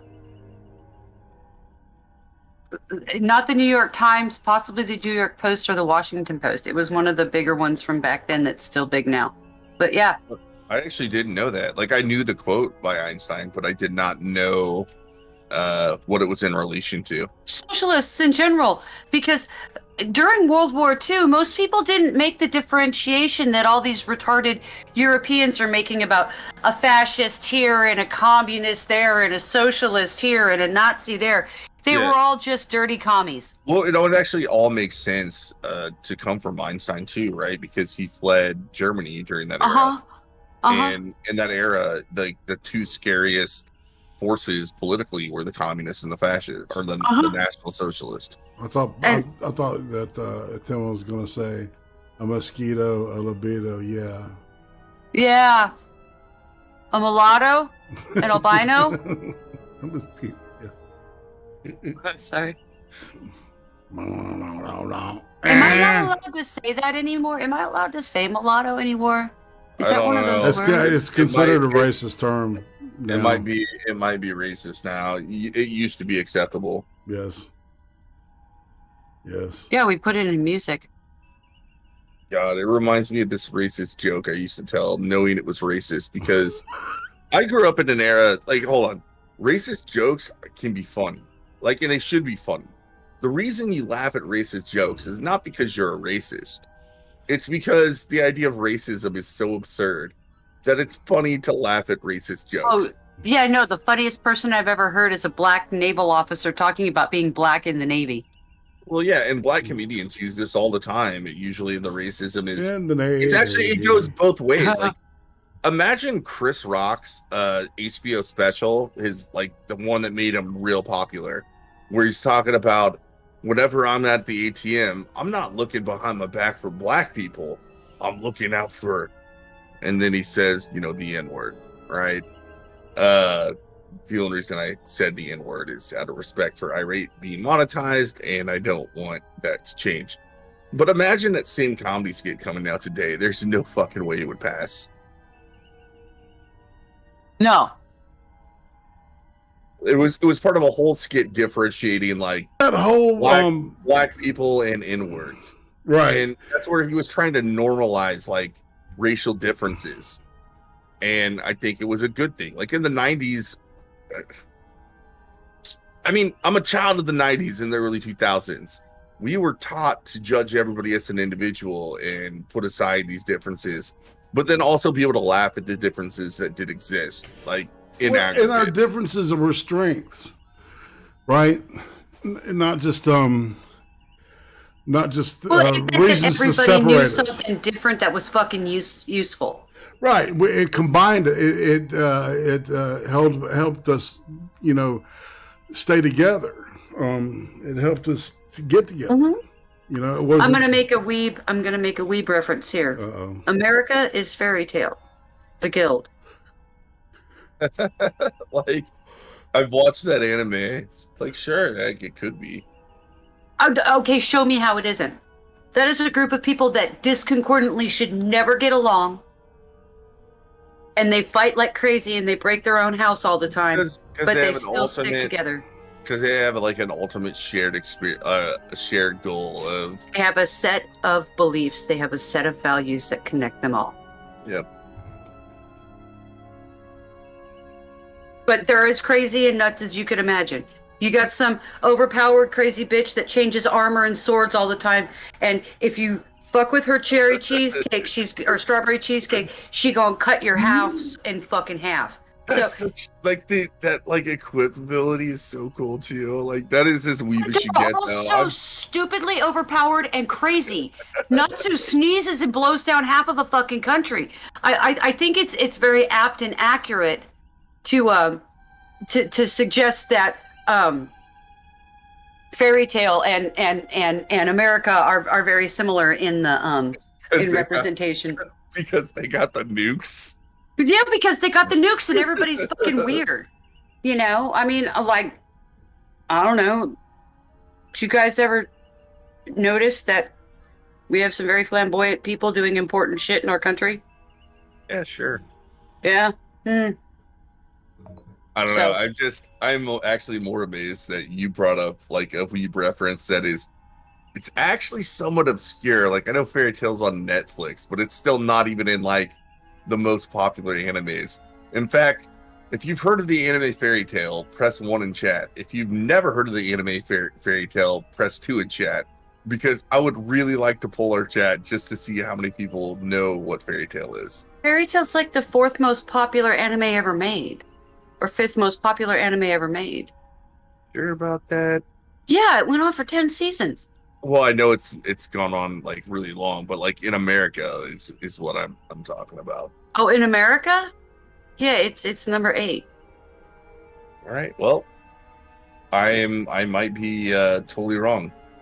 I don't know, maybe Ain't it's just that because I have kids. America? Yeah, I rate's like 2. No idea. Well, no, I wouldn't expect Irate to know what Irate hates anime. I don't hate it. No, I'm just really, you know, a certain type grabs me, right? Yeah. This is not that. Yeah, I'm a sci-fi, you know, horror fantasy guy. So, you know, some of that stuff appeals to me big time. But you know, the slice of life shit. You know, I do like One Punch Man just because it's, you know, One Punch Man. I mean, You didn't even Bill Burr liked One Punch Man. Come on now. exactly. How can you not like One Punch Man though? It's pretty fucking. It's actually a play on superheroes in general. Uh-huh, not anime. Yeah, that's is absolutely it's fantastic, and it takes on every fucking cliche. And also, if you do his workout for 360 days, you go from a chubby little podcaster to a completely ripped motherfucker like me. Yeah. Yeah, Fuck memes, I know. memes, dude. What the hell, dude? Saitama Jr. That's all he did. He's I like, I want to see him. I want to see him like took up the knock somebody Saitama out with one workout. punch. Yeah, no shit. The only difference is he didn't Yeah, lose his hair; it just keeps getting longer. Yeah, it's like, how did you not go bald yet? On day 360, I should message him and just be like, on day 360, you should totally like shave your head. Shave and bick your head. Well, I made it to day 360. It turns out that it all happens on the last day. Yeah. Anyway, so like, Four. I just want to, like, we're pacing pretty well. I want to get through all our content. Okay. So in relation to that China article, I was like, so let's see what they have to say. Like, Black Lives Matter has to say about Cuba. This is from the Black Lives Matter blue check mark Twitter. Black Lives Matter condemns the U.S. federal government's inhumane treatment of Cubans and urges it to immediately lift the economic embargo, which is, God, like, the first sentence is that same fucking deflection I'm talking about. That's not what they're protesting. They're not mad about the U.S. embargo.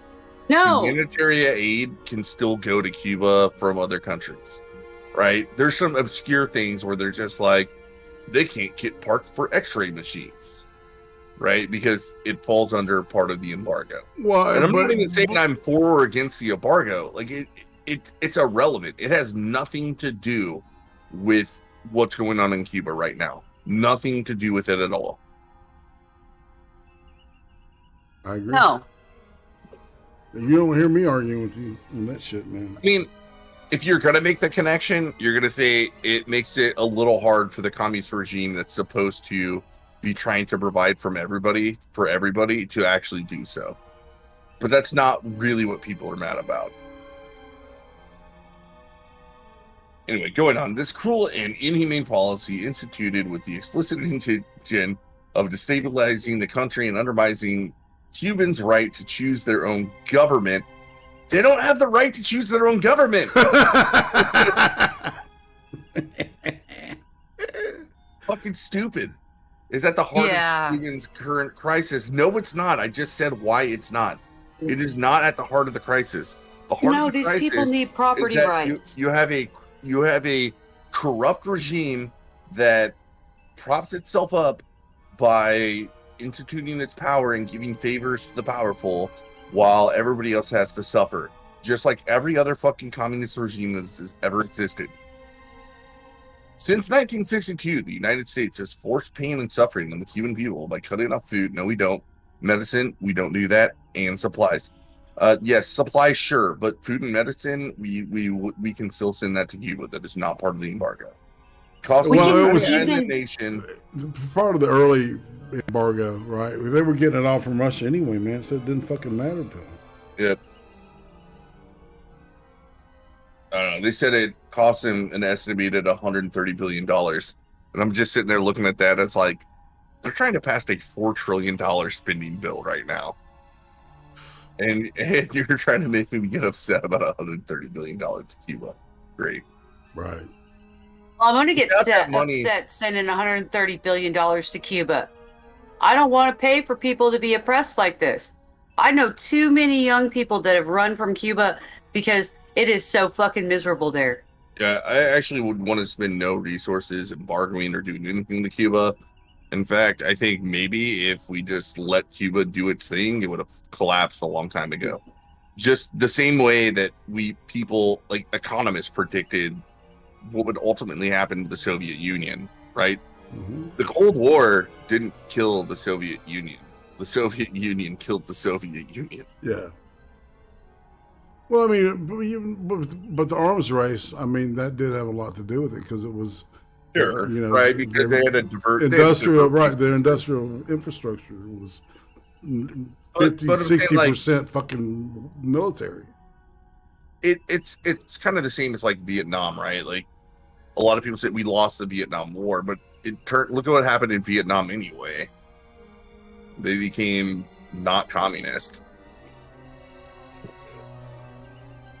They suffered under their own weight of, communism.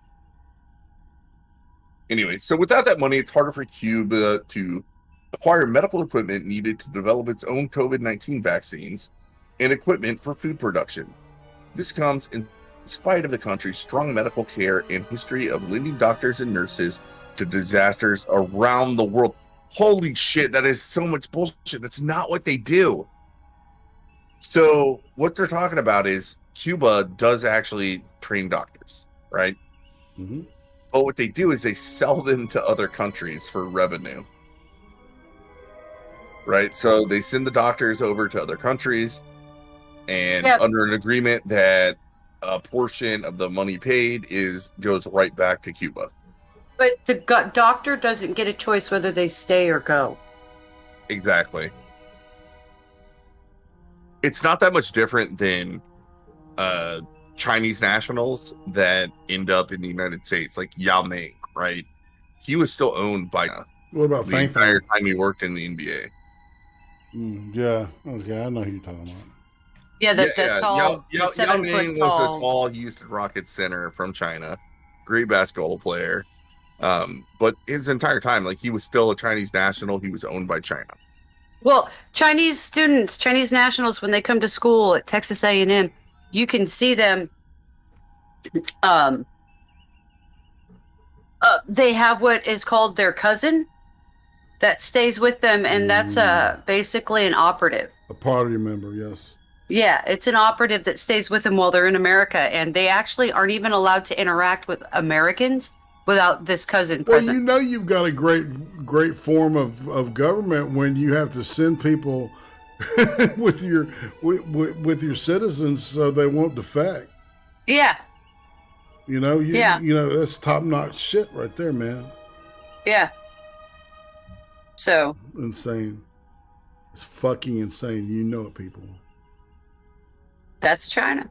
Mr. Scott J87 knows that's bullshit, right? Yeah, pimping doctors is pretty fucking gross because the doctors don't get a say in where they go. They just get shipped out. Shipped It's out insane. to a shithole. Mm-hmm. Gotta love the misrepresentation. So, going I'm on the next page. Yeah, the people of Cuba are being punished by the U.S. government because the country has maintained its commitment to sovereignty and self-determination, which is, once again, I don't have to agree with the embargoes. That's not why. They're a totalitarian dictatorship. That's what the people are being punished under. Where's the self-determination if you're screaming that other people need to pay you? Exactly. Like, you don't have any the idea of self-determination, as far as I understand it, is that in a liberal democracy, that the people choose their leaders and they make decisions based on the self, right? The individual. Now, granted, it's an aggregate of individuals making these decisions. That's what the self-determination is all about. Not it can't even exist under a totalitarian democracy. The people of Cuba have nothing under a totalitarian state. I said totalitarian democracy. What self-determination do the people have? They can protest like they are now against their government, but even then, the government, it's a totalitarian dictatorship. 80 people are missing. They could also pull a Tiananmen Square and just bring tanks and run over the protesters, which I think has already happened. No, I'm thinking about Venezuela. But yeah, like, these totalitarian communist dictatorships do not allow the people to have self-determination. Like, you either live in fear and keep your mouth shut, or you speak out and you got a chance of getting snipped by the government. That's it. Those are your options. Okay, so it's just so bizarre because I keep hearing all these words being used, and 1984 was not a fucking manual. I feel like everything that was awful about Harrison Bergeron, about the Ballad of Harrison Bergeron, 1984, and A Brave New World are all being mashed together with, what's the name of the short story that has Soylent Green in it? Harrison Bergeron, is that Vonnegut? Yeah, it's Kurt Vonnegut. Yes. Oh, Yeah, God. like tying it back to things we've talked about again is, remember the whole concept of repressive tolerance that is embedded in CRT, which is this idea that certain ideas are so intolerant based on whatever the critical theorist says is intolerant that we're just not going to tolerate it. So we're going to ban it, which is the opposite of tolerance. It is a very 1984 intolerant way of thinking about the world. Mm. Anyway, going on, United States leaders have tried to crush this revolution for decades. Well, they already failed because it's already a communist dictatorship. Instead of international amity, respect, and goodwill, the U.S. government has only instigated suffering for the country's 11 million people, of which 4 million are black and brown. Oh my God, you had to bring that up. Cuba has historically demonstrated solidarity with oppressed peoples of African descent, from protecting black revolutionaries like Assata Shakur through granting her asylum, to supporting black liberation struggles in Angola, Mozambique, Guinea-Bissau, and South Africa. Oh, what you're talking about is supporting other communist revolutions. That's literally what they're saying. 2 of which had genocides involved in them. And it's amazing they bring up South Africa because the news has been really silent on this. It's actually really hard to find good information about it. There was an interview that a South African reporter did with Lauren Southern, which, regardless of what you think about her, she had ties to South Africa, so she could actually do the interview. And they were kind of talking about how, like, a lot of this is, I mean, it's not that much different. It's people kind of, it's people that are socialists that are upset, and it's people that are not socialists trying to just protect their property. But it's a genocide. That Two of the places they just said that Cubans have been helping and protecting people. No, they haven't. The Cubans helped fund genocide in at least 2 of those nations. Mm-hmm. Just right off the top of my head, listening to that list, I don't have to go look at them or anything like that. I know those were genocides. And she's bragging about it. These people are mindless, completely mindless. They have no self-awareness. I don't even think they understand that when they put makeup on their own face, other people see it. They lack that much self-awareness. They put on makeup that they see in the mirror, and they don't realize that everybody else sees the same thing they saw in the mirror a minute ago. Yeah, I mean, I have nothing to say to disagree. Like, criticisms of the United States actions, like, a lot of them could be fair, but you lose all credibility by, like, they're literally pretending that Cuba is innocent, that their communist government is great, and that they've helped a ton of people. I mean, this is kind of the theme here. Like, that's complete bullshit. And Cubans know it's bullshit, which is why these protests are happening. Yeah. But they're pretending the protests are for a different reason. This is just like everything else that has been done over the last 4 years. Whatever it is, the left takes it and they twist it to fit an ideology that literally makes no sense to anybody else standing around them. Right. And we have to listen to them talk about it until everybody just gets so tired of listening to them that they just okay, fine, we'll say that too. Just shut the fuck up and let us do what we need to do. And let's read this last part. Go ahead. Because we're almost done. Oh, yeah, there is actually one more small piece to this. Itty bitty. Yeah. I actually already closed it because it's Now I'll read it. Now we look to President Biden to end the embargo, something Barack Obama called for in 2016. This embargo is a blatant human rights violation, and it must come to an end. Yeah, I just Biden can't do anything about the embargo. That's on Congress. Can you imagine the power that Trump wielded when he just destroyed Cuba in 4 years? Yeah, that's kind of what they're saying. Well, like I'm just saying, like do it. Like in the embargo, nothing's gonna change. I'm just saying, like without the embargo, Cuba will still suck. I'm just tired of the insinuation that I'm supposed to pay for a country that already done fucked itself 60 years ago. Yep. It's not my problem. We got this here Oh, God. Reuters article. Oh, this one made my head hurt just seeing the title. Well, there's actually nothing to read.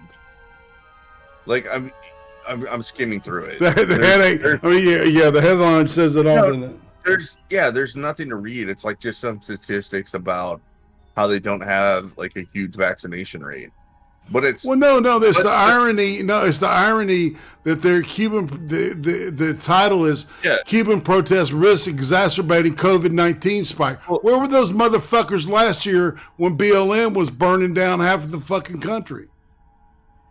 Yeah, I mean the article then was just like they're moral fagging on this shit. Yeah, there's no issue with that. Like it doesn't make any fucking sense, right? That kind of triggered me, man. Just saying. So apparently freedom is like some sort of funky catalyst for COVID. Freedom. Anything freedom related, somehow that makes you more susceptible to dying of the coof. Yeah. I'm not sure how that works. Not wrong, Tim. It's fascinating and kind of special. Yeah, I mean, the first paragraph, protests in Cuba will increase the risk of COVID-19 transmission because of an already high level of cases. Like, there's nothing else to say. Like, everything else is like, random. Right. That's it. Well, they A.B. Bonning said, he said that, so why didn't Obama end it then? Right? The embargoes. Because the president can't do anything about an embargo. An embargo is created by Congress. A president has nothing to do with an embargo. He can write a letter telling Congress to create an embargo. Yeah. All he can do is negotiate trade agreements. Something tells me there's like business interests over there. The answer is like he didn't have the balls to take what he said in public and tried to pressure his party to actually do anything because he knew it would be unpopular. You want to move to the next one?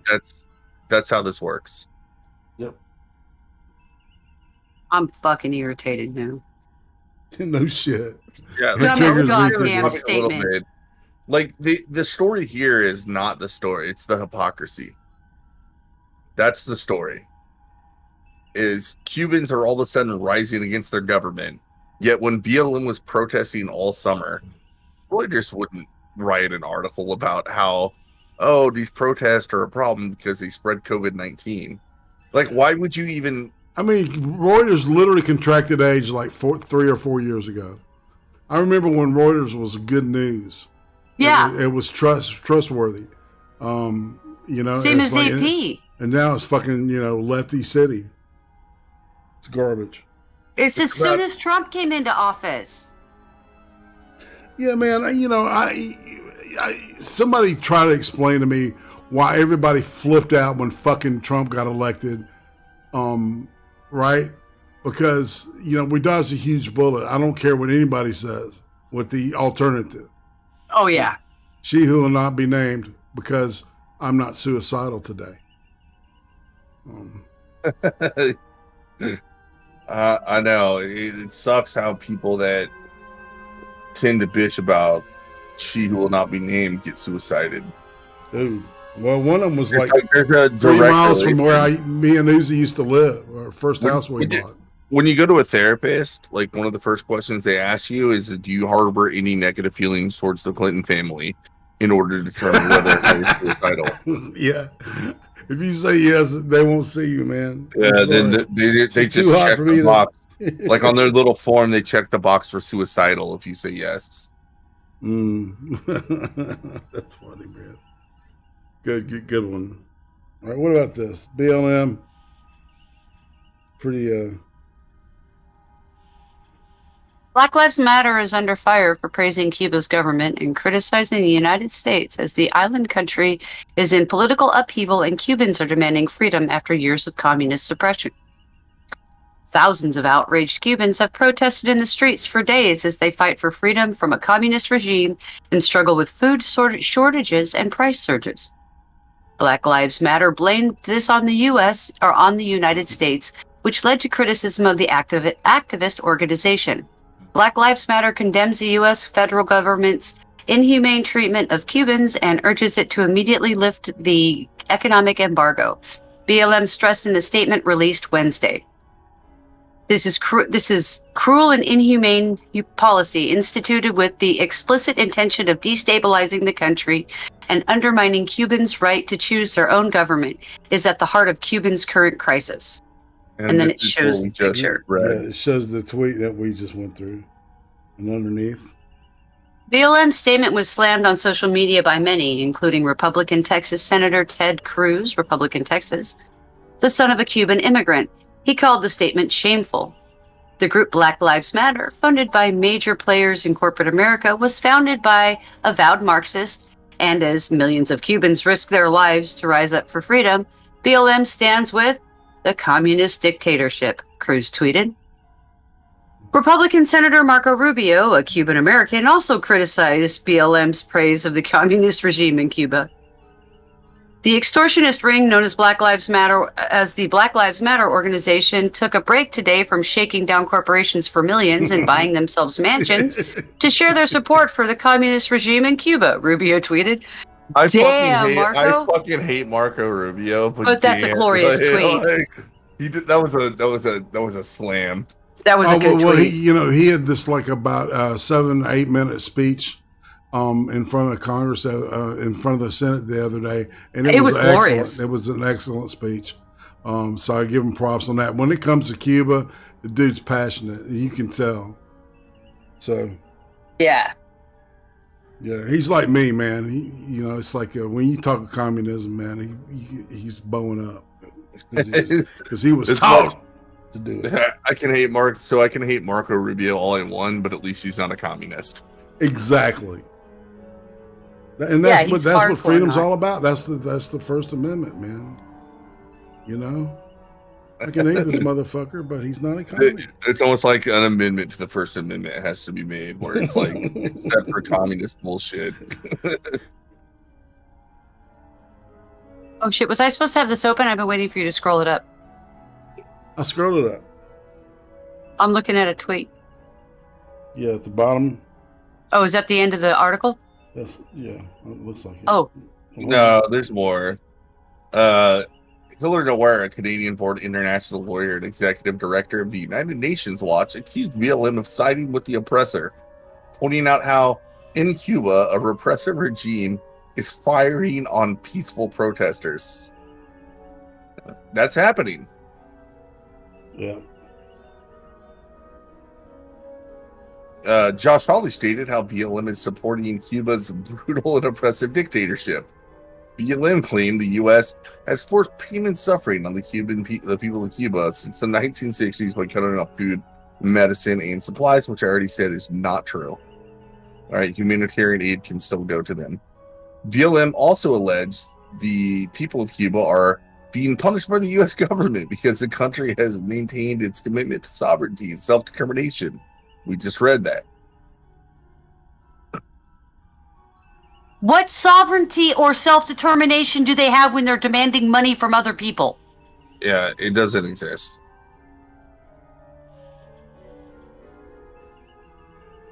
I still don't understand that statement. Trying to get past some of the redundancy. So it was actually John F. Kennedy that imposed the initial embargo of February of 1962 in response to actions by the Cuban government. Then they read the whole thing about President Biden from the tweet. Cuban President Miguel Diaz-Canel recognized the government was partly to blame for the country's dire situation, but also blamed the U.S. for its cruel embargo. So, I mean, that's what's going on. You have people siding with the president of Cuba, which is the dictator of Cuba, really, based on his statements about how the embargo is cruel. And maybe it is, but nonetheless, like, you can talk about it and be like, no, like, fuck it, like, get rid of the embargo. Just like Atima said, I don't want any of my money going to this country. If they All want they to buy have to shit from other do- people, sure. But all at the they same have to time, do- don't sit there and prop up the dictatorship. 'Cause No. they're assholes. All they have to do in order to end the embargo in Cuba is allow private business to trade with Americans. That's the only stipulation. But Cuba happens to have zero private business. There's a You're- statement here. Oh, go ahead. Oh, you can go on because I'm going to go to the next talking point that is worth talking about. Well, I was just going to say, you're more than free to trade with small independent owned businesses from Cuba. As soon as you find them. Exactly. Well, that's the way it's written, and it's written intentionally to force them out of communism if they want to do trade with us. Right. Sorry, deal with it. But the embargo wasn't written by Kennedy. I don't understand this. The embargo, okay, Kennedy may have written it, but he didn't pass the embargo. That has to go through Congress. He can do Right. sanctions, It wasn't not right. It wasn't an embargoes. executive order. Right. I'm actually, yeah, it's not an executive order. I'm completely fine with the way they said it in this article to be simple because it was an initiative under the Kennedy regime that Kennedy supported. Okay. It just Right, frustrates like- me because I think embargoes are not done by presidents. They're done by Yeah, Congress. but I Sanctions think- are what presidents do. I think that's all that they were trying to say in that paragraph. So, but they go on and they say the Biden administration has failed to denounce Cuba's oppressive communist regime in the wake of the protests, which I think it was written a little bit earlier. It took like a week, but Saki finally came out for a week with questions about Cuba denouncing communism. So, Yeah, she did it yesterday. Yeah, give them credit where credit is due, I guess. No, Fuck No. her. no, they don't get the credit. If Trump never got credit for denouncing white supremacy, they don't get credit for denouncing communism. Exactly. That's fair. Well, no, that's man. ridiculous. It's like, it's like after a while, it's like, well, fuck. If they're not going to quit, playing these games, we might as well learn how to play them and win. Because they're That's what winning. I'm They're winning shit. Then hold them to their own fucking rules. Exactly. And that's all we can do is hold them to the rules they're And making. That's rules for radicals. Right? So Yeah. he's twisting that shit and using it on flipping the script. Which is another book I think should be assigned to high schoolers. Is Rules for Radicals. I think at the time that you read the Communist Manifesto and you read Mein Kampf, you should read Rules for Radicals. Dude, I actually did a whole course in high school. It was my college prep English course. We did a section on journalistic language, and the teacher was really good about it. I know she was a lefty, like just thinking about like some of the things she said looking back, but she was talking about how word choice and language has an effect as to whether you're objectively reporting facts when you're trying to write a news story. And she would point out, like, this word's loaded. Get it out of your article. I don't think that's taught to people anymore. Well, if it is taught to people in journalism school, when they actually get hired, they're told to ignore all that and use all the loaded language you want in order to fit the narrative that our organization wants to push. I'm thinking that pretty much all of the language arts that people are taught these days are just chock full of, what's the word I'm looking for? Encouragement to change the language to fit the situation to give yourself more control. Because why else do you put terms like self-determination in something when you're talking about a communist regime? Yeah, where nobody has self-determination. They took it away. It's determination by the communist state, by the dictator. Yeah. There's state people. determination, not self-determination, but I think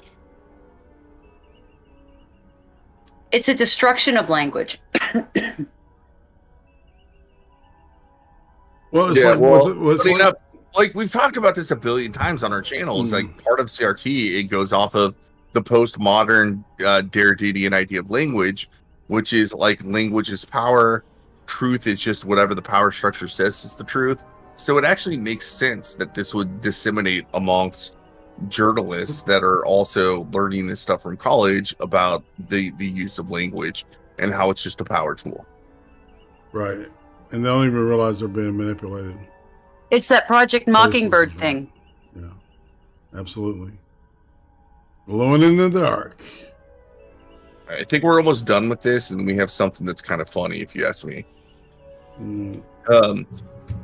From Ted Cruz, it really is powerful to see those protesters as they walk down the streets of Havana. They're waving American flags, Cruz said. It's the same thing protesters in Hong Kong were waving because the American flag across the globe is a symbol of freedom. And the American leadership ought to be standing with those who are oppressed and standing up for freedom. Cruz called the Biden administration to call out the evil of communist dictatorships of Cuba. I mean, they kind of did. Not strongly, but they did. The people protesting in the streets of Cuba are not protesting mismanagement, Cruz tweeted. They're not chanting manage better. They're chanting liberate or libertad. They're chanting freedom. But Biden and Harris are, yeah. Well, this just says libertad. Sorry, I'm a woman. Viva la libertad. But Biden and Harris are unwilling to speak plainly and say the communist dictatorship in Cuba is evil. And then Rubio warned there would be a bloodbath in Cuba 90 miles off our shores if the U.S. does not mobilize an international response. You're not wrong. In the past, some have voiced concern about BLM co-founders, past admittance that she and another co-founder are trained Marxists. So all these articles kind of tied in together. Yeah. And that's really all I had on this. And what we're seeing is the right's talking points emerging, right, with the consistent elements, which makes sense. You know? Yep. All right, we're done with that one? Yeah, we're done with that one. Like, we're actually done with the entire, everything I had on BLM's link to communism. And it's one of those things because they've tried to obscure it and they failed at at certain points, right? Where, just like it said, you had BLM leaders saying, I'm a trained Marxist, right? That makes it hard to deflect. But since this whole Cuba situation has been actually put in the forefront of the news, I just heard part of the John Leguizamo. Yeah, I was trying to get. I can't hate this. Oh, here we go. All right. So the volume is. I'm sorry. If you're that fucking short, you shouldn't be trying to pick a fight with anybody. He was pretty in Tu Wong Fu, I thought.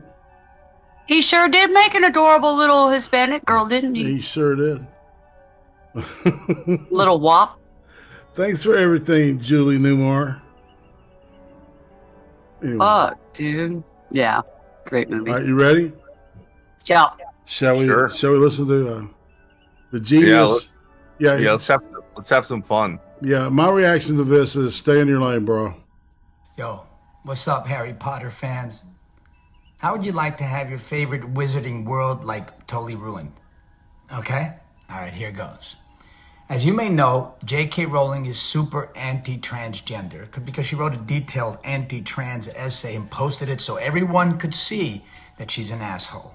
A rich, famous person who goes out of her way to attack people who are already beaten down by society. Not a good look, J.K. In her essay, she was able to conveniently find and focus on all the lies she needed to support her feelings, citing all this anti-trans garbage she read. And yo, she's not alone. A lot of people do this because humanity has proven over and over again that they can just find the truth that backs up their existing feelings and then hide behind that instead of finding the facts and then reacting accordingly. That's called confirmation bias. Look, I'm not gonna bother responding to all of her bullshit because she implies that autistic kids are for some reason being coerced into changing their. Yo, what's up, Harry Potter fans? What the fuck? Yeah. That doesn't even make any fucking sense. Well, first off, he didn't make an argument. Like, it was just a bunch of accusations. And a name calling. Second, what J.K. Rowling did was not really anti-trans.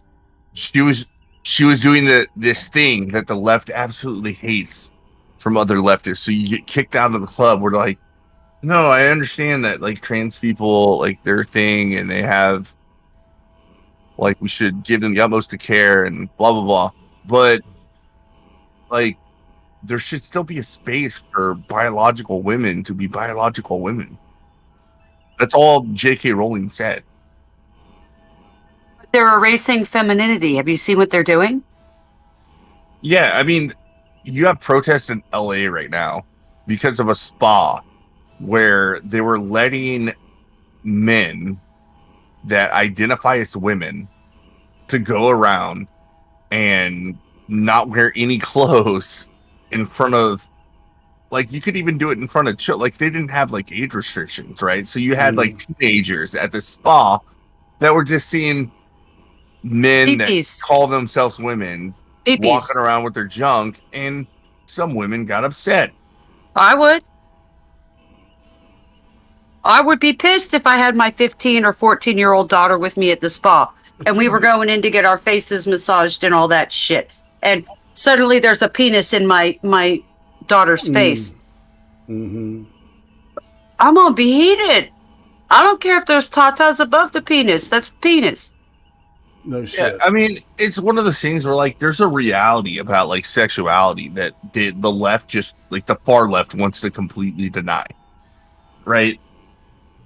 All right, so did neither of y'all 13-year-old girls do not want to see, like, they're gonna be at best confused whenever they're forced to take off their clothes in front of other girls, which is something that like even men, and like I'm gonna guess it's the same way, but whenever like you first get into junior high where you actually have to do that, right? Like you actually get naked in front of other men. Even that, it's like a self-conscious thing. Oh, it's one of the worst things in the world you ever do. And then imagine adding to that, well, one of the fucking girls has a dick. And it's not really a girl. I don't know. Like, I think they don't understand there's valid social reasons. And these they're not just social constructs. Like, maybe in a benign way you can call it that. But it's a real issue, right? That the left wants to completely deny. Like, I would say, according to Antifa, we shouldn't even have different. There should be a bathroom. Everybody goes in there. Doesn't matter what your gender is. Schools shouldn't have a girls and boys locker room. There should just be a locker room. Everybody gets naked in front of each other. That's great. That.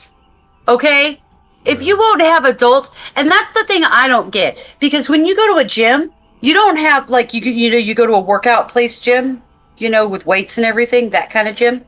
You go to one of those and you go in the locker room, 90% of them have private changing stalls. So why do we have our children in school getting naked in front of each other? I feel like it's an intentional act of humility. Yeah, there's another thing. Like when it comes to the spa, sure, right? If you sign off and you say, I actually am signing off to say I don't actually care about the biological parts of the people I'm with. I'm voluntarily entering the spa. Like I can see that argument, right? But people are under the interpretation that I've only agreed to expose myself to other females. And then when they see a transgender person, which is not a female, it's a male that identifies as a woman, they're shocked, and they should be. Like, once again, I think you could actually deal with this entire thing by just saying, like, okay, sure. Like, if you want a spa where people can identify as to whatever the fuck they want, a spa can open up their own business and say, yep, whatever you identify as is whatever room you go in. In fact, we don't even have rooms. We have that universal sex doesn't matter one room spa, and they can live or die based on their own beliefs. Okay, but I don't know many spas where you walk around totally naked in front of other customers either. Yeah, like I'm not completely sure what exactly is going on. I think it has to do with the actual changing rooms, right? Where you can get naked in front of everybody. Like even I have like going to a gym, going to the locker room. I've seen some horrifying things of old men, which are the most likely to get completely naked and see their saggy balls. Hey. Oh shit, I'm one of them now. Like, I'm gonna be real honest. Like, I would do everybody a favor. Let's go into the gym, and I would not get naked in front of everybody. Have you got your hair yet? I've actually never had any problem with going home in my gym clothes and then taking a shower when I get home. Mm-hmm. I've actually never been the person that does it at the gym. I always went to the bathroom. Yeah, it's not necessarily for everybody though. Like some people actually do. They have a legitimate reason for being like, "Yo, I'm gonna go get in the shower at the gym because I ain't got going home after this. Like, I don't have a shower to go to when I get done here." Oh shit! Asherella just said the woman in LA, her child was like 8 or 10 or something like that. Not even a teenager. Oh my god! If it had been my 9-year-old with me, I'd have caught a charge. Because at least my teenager, I know she's seen the shit she's not supposed to see so far because she's a fucking teenager. But my 9-year-old? Holy shit. If her first exposure to male genitalia is at a spa and it's some pretender trying to just get off by looking and having you know what I mean? Oh no. I would lose my mind if that was my daughter's first exposure to the male form like that. Oh, hell no. Hell no. Checker Logic was talking about how in some places you shower at the gym to save water. Well, yeah, because it saves you a lot of money if you have to pay it. Showers are the most expensive part except for laundry. For your water bill. Yeah, where I live, I actually don't have to pay a water bill. I'm actually kind of lucky. I live in a city that sits on top of an aquifer. And this city's the only place that's allowed to even drill from the aquifer. Mm. Unlike you West Coast people that have water problems all the time. Not in Oregon. We have water for days. It comes up out of the ground here because of the snowpack. California has problems. I just thought it was... Oh, going back to John Leguizamo, he also is on record for saying if you don't support CRT, you're either racist or ignorant, which is... I love it. Like, you're such an NPC, Mr. fucking Hollywood actor, No dude, shit. that's irrelevant these days. Because how many times have we said the main argument from CRT proponents for people that have criticism against CRT? Well, They have two arguments. Is you either don't understand it or you're secretly a racist. You're a racist, right? Like so there's only, or think yeah, about, there's only think about you're and John Leguizamo is just being an NPC repeating that bullshit.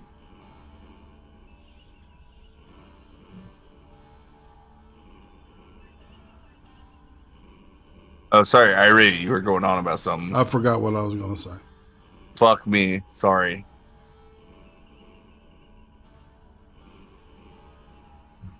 I just docked myself? Alright. Huh? I actually can't dox myself because I've already doxed myself several times. My name's Sean Tracy. I live in Independence, Missouri.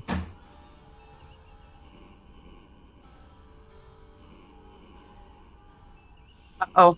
Mm. Uh-oh. Now I really did just dox myself, right? Yeah. Yeah. But I've done it a billion times on stream. Like I don't like go out of my way to expose who I am, but I don't go out of my way to hide who I am either. So I don't feel like I'm actually a very controversial figure. Plus, I'm not even a YouTuber. I rate's the YouTuber. I'm just a guest once a week. Indeed. Uh-huh. Uh-huh. Sure. I'm a YouTuber that really has to take a piss too. Just saying.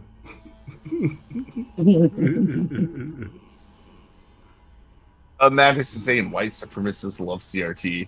Oh, they do. No, I've said this before. They have their own version of CRT. They take CRT and they turn it on its head, but like the logic is still just a sound.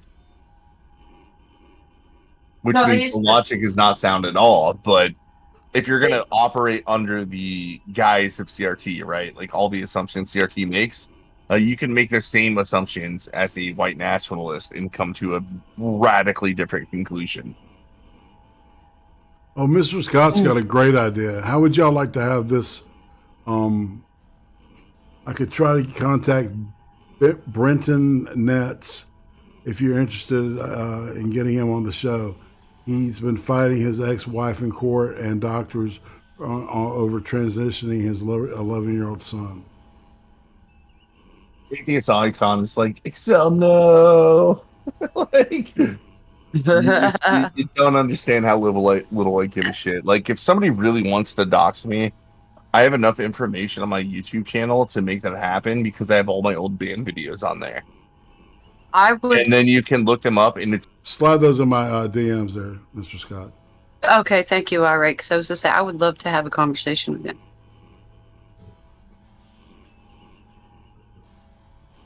Yeah, sorry. I'm down. But if Excel wants to dox himself, Excel can dox himself. Excel's like 6'1" feet tall, so I don't think anybody's really gonna fuck with Excel, guys. Guns and shit. He's like big. I also managed to not have any kids, so I'm not worried about anybody else. Come at me, bro. Come at me. Aren't you like 6'5" or something? I'm 6'6". Okay, so 6'6". Yeah, okay. Excel can dox himself and it's no problem. Ain't nobody gonna fuck with him anyway. Well, I also live in a place where, like, I'm sorry, like, Missouri, Kansas area, like, it's a central right-leaning area to begin with. Like, we don't have a huge presence. I've talked about, some of the protests here. I actually went to one of them, and I was trying to film it. However, I accidentally stopped filming and just had my camera running for all but, like, my first 10 minutes there. But it was God, I forget what the organization is. It's one of the ones that's against, like, Islamic extremism was doing a demonstration. And then there were Antifa type people, like, also at the demonstration. But it was like 8 Antifas separated by fences on one side. And then like 30, I don't know, I guess right-wing protesters on the other side. and I went and talked to the right-wing people, and they were all very suspicious of me at first, because at the time I was a punk rocker. So I was sitting there, and I like had the tattoos.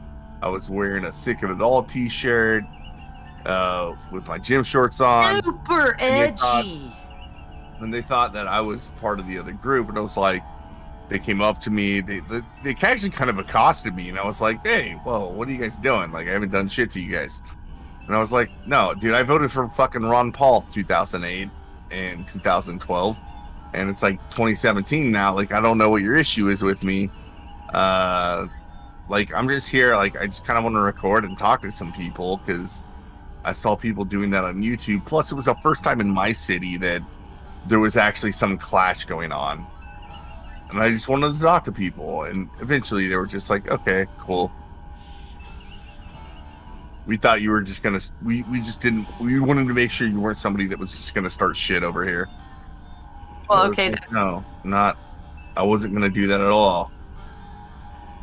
That's kind of understandable after the last 10 years of every time the right gets together.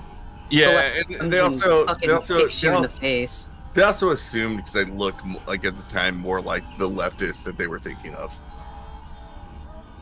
Mm-hmm. I get it. Appearances can be deceiving. Yeah. Atheist icon. I've never been in the military. I just want to point that out because I'm going to be real honest. I'm too much of a pussy to serve. Not to mention that, but I have utmost respect for what people that join the military want to do. I do not have any respect for our government and how they use their military, which I think are two very, very different things. Dude, I would agree. Don't get me started on General Milley. God damn. Oh, God. Yeah. All right, so is this the point where we start shelling shit? I think so. It feels like it's over. Yeah, like I was actually when I was going through and skipping articles, I was trying to like, we need to get done by 10. We need to get done by 10. We need to get done by 10. And it's 10:18. I'm not muted. At least not on this side. I was just being quiet. Okay, well, if it's... I can do that, actually. You can be quiet? It's a challenge, yes. I can't. It is a challenge, though. Original Asherella, I actually disagree with you. I think punk rock was always a fashion statement, even though I love punk rock. But regardless, so this is the point where we shill. Well, guess what? On this stream, there's nothing to shill other than what else is going on your channel, Irate? Tomorrow, I will be interviewing the one and only Ryan Walters. He streams a lot with Johnny Bond and Moo and Becca and company. So we're gonna hang with that. Should be fun. So you know, they're always fun, man. I love that show. And Monday, I was just thinking about what do I want to do for Monday when Becca comes back. So we're definitely doing extra credit. So expect that on Twitch because Susan's a bitch. To say that. That was a lovely little rhyme you just did there, Irate. You like that? Yeah, it was almost a haiku. Expect it on Twitch because Susan's a bitch. Indeed. Yeah, she put the gun against my head. So on the 25th, which is next Sunday, I will be released from this current 90-day probation. They're just going to put you right back on probation again. That's what I'm saying. Yeah, well, let's count how long it takes for that to happen. Last time it was like, what, a week? It was like 4 days. Yeah. You know? So, whatever, man. Whatever. But, all right, Tim, what about you guys? Do you think coming up? No. I'm trying, but with the collarbone being out of place for my dominant arm, editing is kind of out of reach at the moment, I guess is the right word. I can't do it. Yeah, literally. And on that note, well, shit, everybody. We'll be back here, I guess, next Saturday, doing this thing. Yeah. Yeah. Yeah. So I guess this is the time to say bye-bye. Bye. Later, all. Thanks for joining.